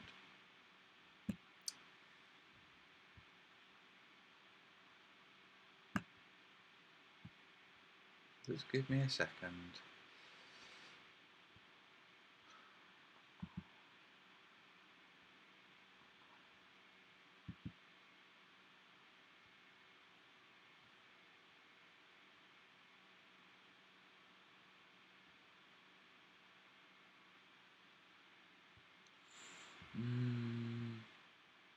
No, I won't do it yet. I'll wait. I have something for Miles Davis and for what's the other guy called? Poster X. I have a way of demonstrating for them that the baseline that they placed above the horizon, according to their own warped trigonometry, is at 0.55, not 0.4 or 0.42.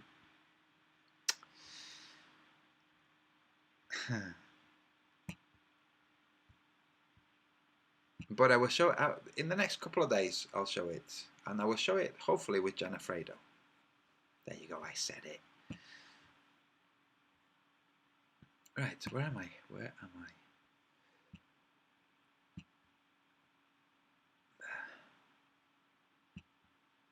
Oh no, I tell you what I will do. I'll show one of Jenna's photos.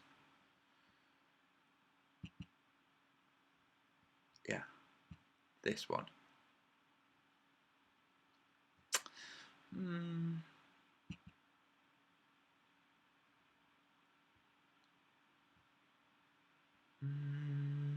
Just one. Here. Wait, let me pull the other one. The contrast. Compare and contrast. Where is it? Yes. Miles Davis, maybe you should watch the video I made debunking you.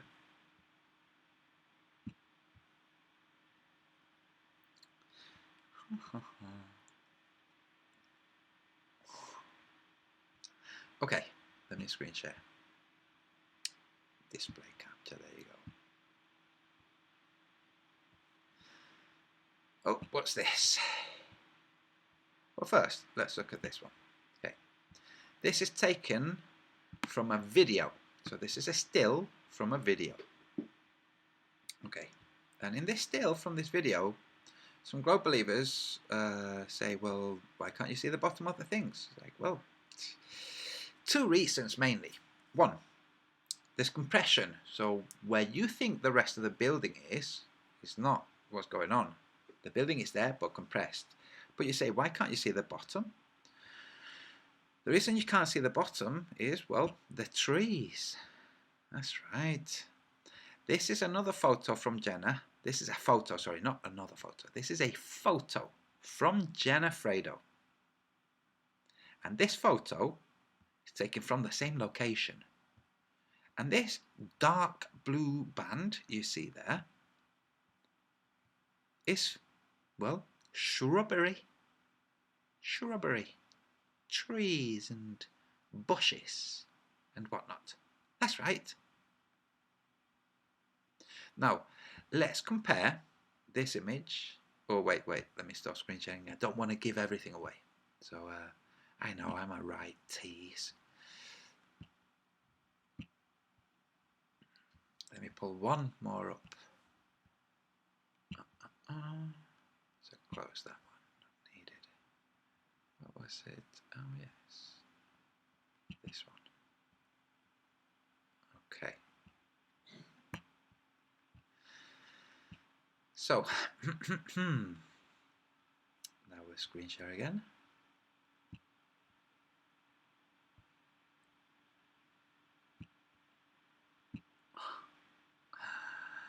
Oh, this is so much fun. So, on the right, you have a photo of the Toronto skyline from pretty nearby. Okay, and on the left, you have a photo of the skyline from 30.84 miles. Okay, now let me see if I can resize this. Kind of something, somewhat. I don't know, maybe a little bit more. It's difficult because there is compression in the real world.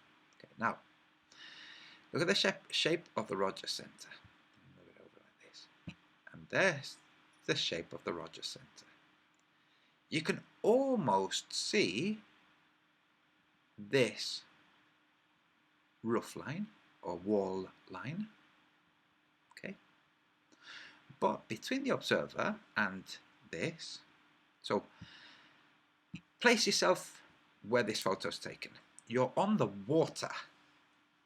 You're on a boat on the water and you're shooting that right there. Or you're on the land which has trees on it and the trees are right behind you and around you and you've zoomed in a bit on Toronto. But this is from the other side of those trees and 30.8 miles away. True story. So this is from 30.84 miles away and this is from, well, much closer. Okay? It's a quite serious situation going on with skyscrapers and relative sizes. It's kind of, you know, like some people might say, why is this building so broad considering this one's so slim? It's like, well, could it be because we're catching a side, the side of this building somewhat? So look at this tower here and see how this tower, to see this tower over here, you would have to, well, move to your right, and as you move to your right, this tower would eventually start to appear to, you know, encroach on the Rogers Centre, just like this one on the left. See? Which means this building, you've moved over to the right, this building, which you were looking at full on, absolutely perpendicular to its surface. You're like 100% flat, square. But you've gone over to your right, so you see a bit of the side of this building, making that building appear broader, like this one. But it's other things. There are other problems with this. Now, I'm not going to say what it is because I don't want to spoil everything for Jenna if she wants to join me. But if she doesn't, then I will ask her if she minds if I expose it, because it's a complete crippler to people like Miles Davis. Okay, so let's close this. Close this, and close this, okay. And I didn't show anything I didn't want to show. Good. Wait, what happened? Whoa, whoa, whoa. Here it is. Oof. Okay, now I'm joining you in the chat again. Here.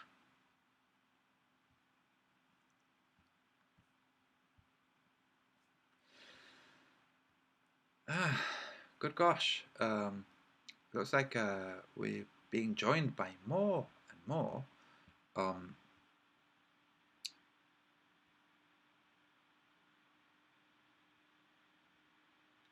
people like Caleb Dark, who writes, "This is some of the dumbest crap I have ever heard. Good night." It's okay. Good night. Sleep tight. Oh, here's Charlie. Lots of hand wringing. Wait.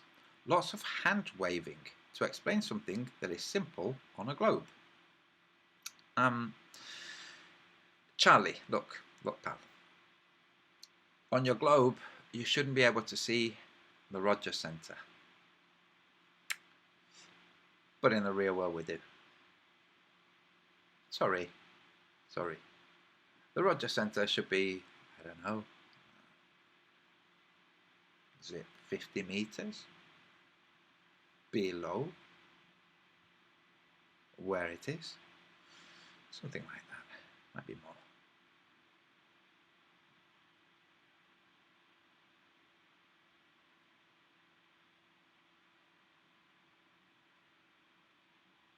Iron26 writes, what would cause a group of people to defend something so obvious, so vehemently?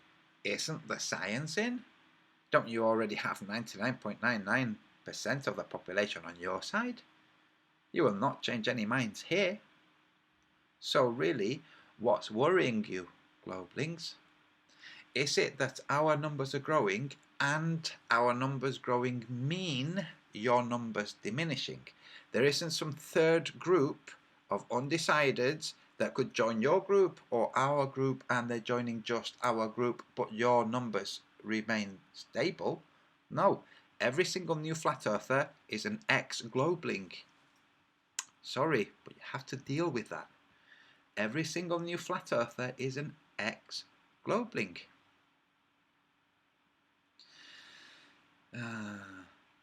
Alan Haymaker or Hammaker. Antonio still want to buy book. Thanks. Okay, so update. I actually started editing the Book of the Sun today. Yes, I started. It's not that. It's one of those things you put it off because you think, oh God, it's going to be such a pain in the backside and such a big. You make it a big deal in your mind, and you do other things. You find other things to do. But deep in the back of your mind, you know that once you start doing it, you might even actually enjoy it, and that's what's happened. So I started. It'll be next few days. It will be done, and then it will go for revision for correction. It's going to go to somebody who's going to look over it, find anything that I might have missed, and then it will go to print. It will come back. I will go over it. We'll send. Charlie in the chat writes, I'm not worried. I'm here for amusement. Tell yourself whatever you like, Charlie. You're here for amusement. Is it amusing to you to see that image that says, your globe's wrong? And you have to do backflips to say, no, that image, well, what happened was, the object was beyond the curvature, but conditions made it and the rest of the area rise up. It's like this, like, look, it's like this, like, here is horizon, This is what you're thinking, okay, Charlie? Horizon, curvature, buildings here. You can't see them from here, but conditions made them rise up so you can see it. Do what I'm doing, Charlie. Do what I'm doing. Knuckles, okay? And not visible, but conditions made it go like this. Made it all come up like that, okay? And made it come up where the bottom was rather compressed. It's so interesting, isn't it? It's like it made it come up compressed. Oh, it's interesting. You might want to watch some of the footage where we have series of distant things, all of which beyond the curvature. So this point, X distance beyond the curvature, is here. But it's come up to there so we can see it. Now there's another point this far away and that much beyond the curvature, and that one's gone up this much and we can see it. And then there's a third one this far away, but that's gone up that much so that we can see it. And funnily enough, all of them, here, I'll do a little drawing for you, okay? Like this. We have one object, like let's say, oh, an oil rig, and then a more distant oil rig. It looks like a horse, and then a more distant oil rig, like so. Look at that. Look. Can you see? Look. So, here's one oil rig that should be, well, only this much should be visible. Okay? Of this oil rig, this much should be visible. Of this one, just at the very top. Of that one, none whatsoever. However, where it says only this should be visible, the base should be, well, invisible, and this base is what your globe dictates. So this base would be, well, and that one would be, well, see, look, so this base, so this water line under this one, should be, well, there, beyond the curvature. And this one, which is higher in the frame, or higher in the field of view, so see how this one is higher in the field of view than this one? Okay, so this one's higher here. It should be lower here. This one's higher than this one, and higher than this one. It should be lower still. But somehow, they're all visible. Can you see what I was doing just then with my knuckles, saying, so this thing, I tell you what, I'll do it like this time, okay? And somehow, not only do they all come up so that they can be seen, but they come up so they can be seen like that. So it's like interesting. Ah, Charlie.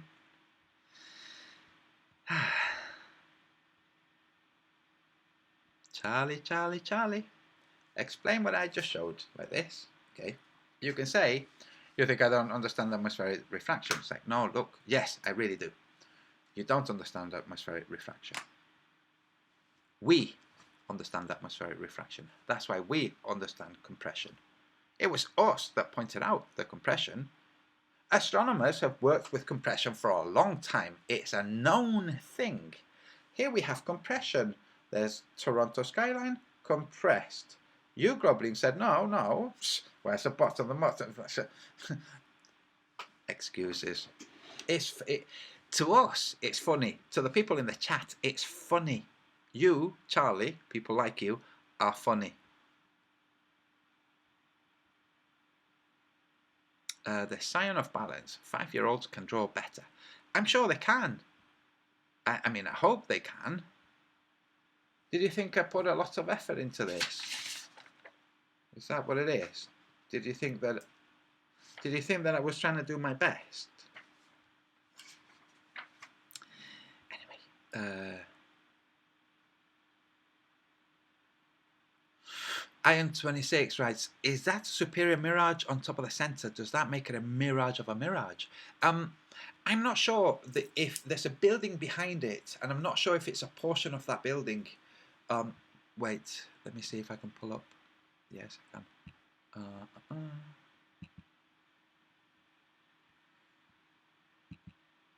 Here. Nope, not there.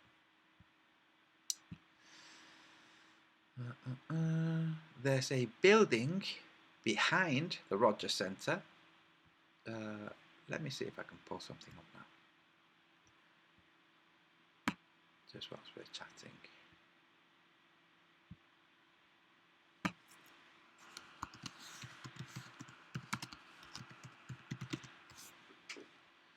How many hits will the search Toronto skyline have received?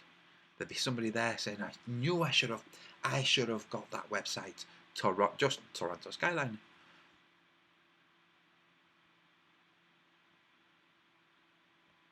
Let's see.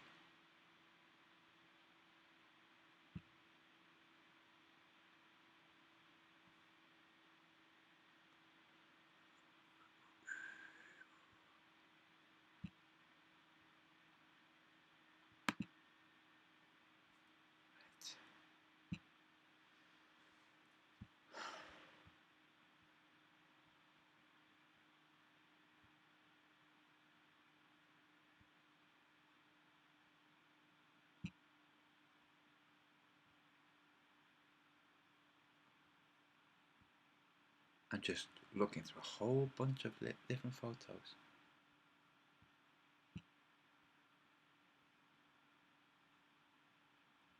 It's a cool skyline, I have to say. It's a very cool skyline.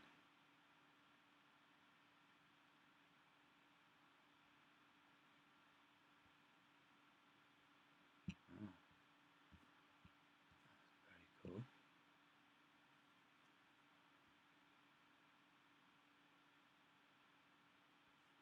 Oh, maybe I was.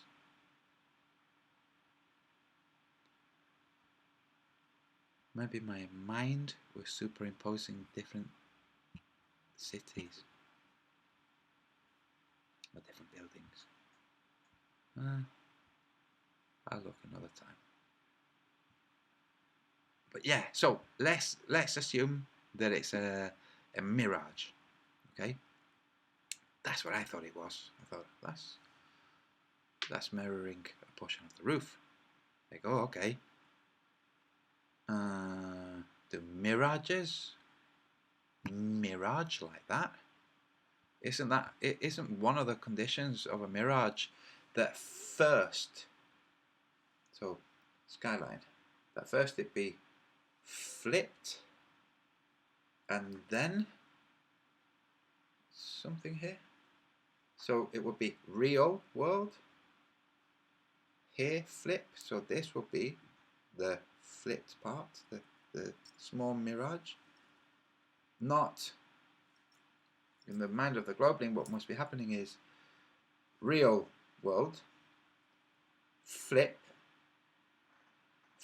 of that flip, which looks like real world, and then portion of extra flip of that. Whatever you need. Hey, Bob Dizzle, how you doing? Rob Dizzle, sorry.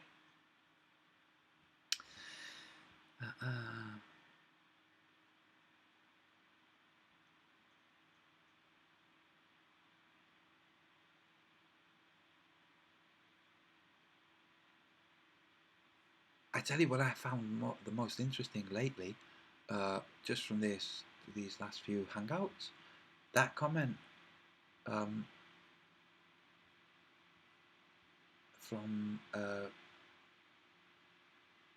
the guy who was in the former Soviet Union. That's very interesting.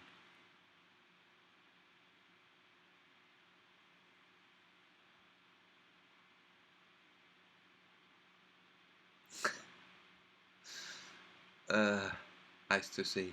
Okay. Right, if you don't want wrenches, I'm done with the links. GPS cried and ran away after I educated him. It happens. It happens. And it's strange.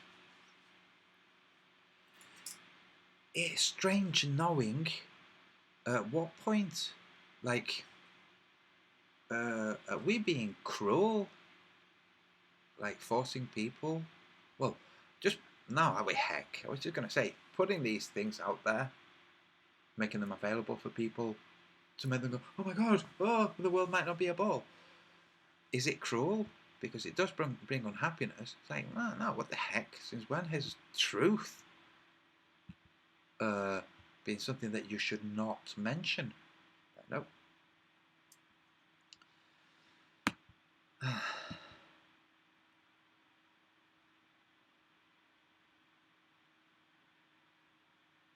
Tommy Crowvold, he came to my video and said, nah, but can't say, can't show me wrong. Hey.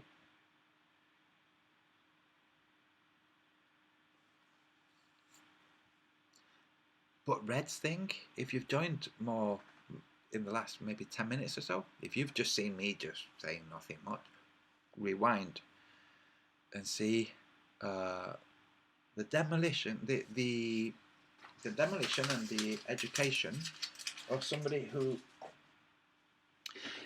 takes a fundamental quality of geometry, that would be trigonometry, and fails to follow the simple instructions for establishing the distance to an object whose distance away from you don't know. Just totally failed to follow the instructions.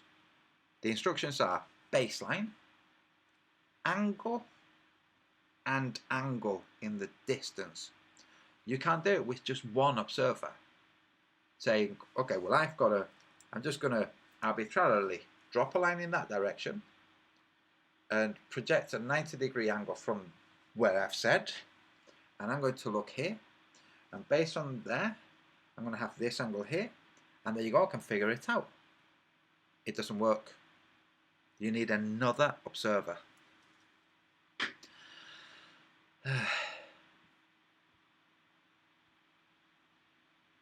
And that's where establishing things in the distance on a plane. You can establish the, if you know the height of an object, you can establish this distance to it from just one observer with just one angle, as long as you've got the opposite. Or if you've got the distance to the object, you can establish its height from one angle. But if you don't know the distance or the height from the ground, you need two observers. I see, no problem, I understand. Also, it makes it easier. It makes it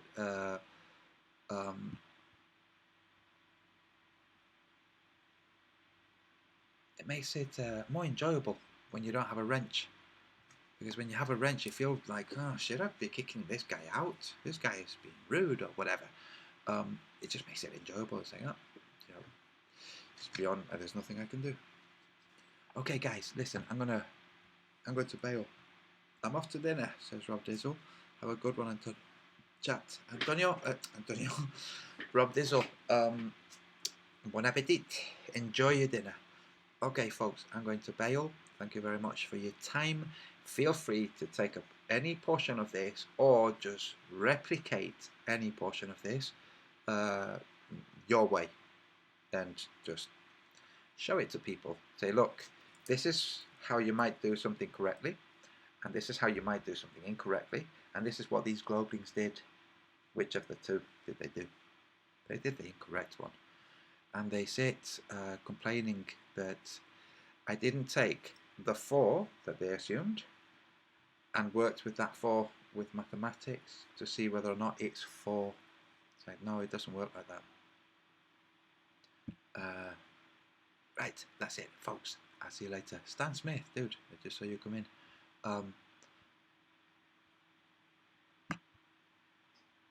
Wait, somebody wrote something interesting.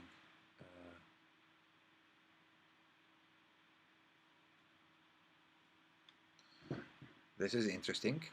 Somebody called Frank Caluationo My granddad died fighting Nazis. What the heck is up with effie morons?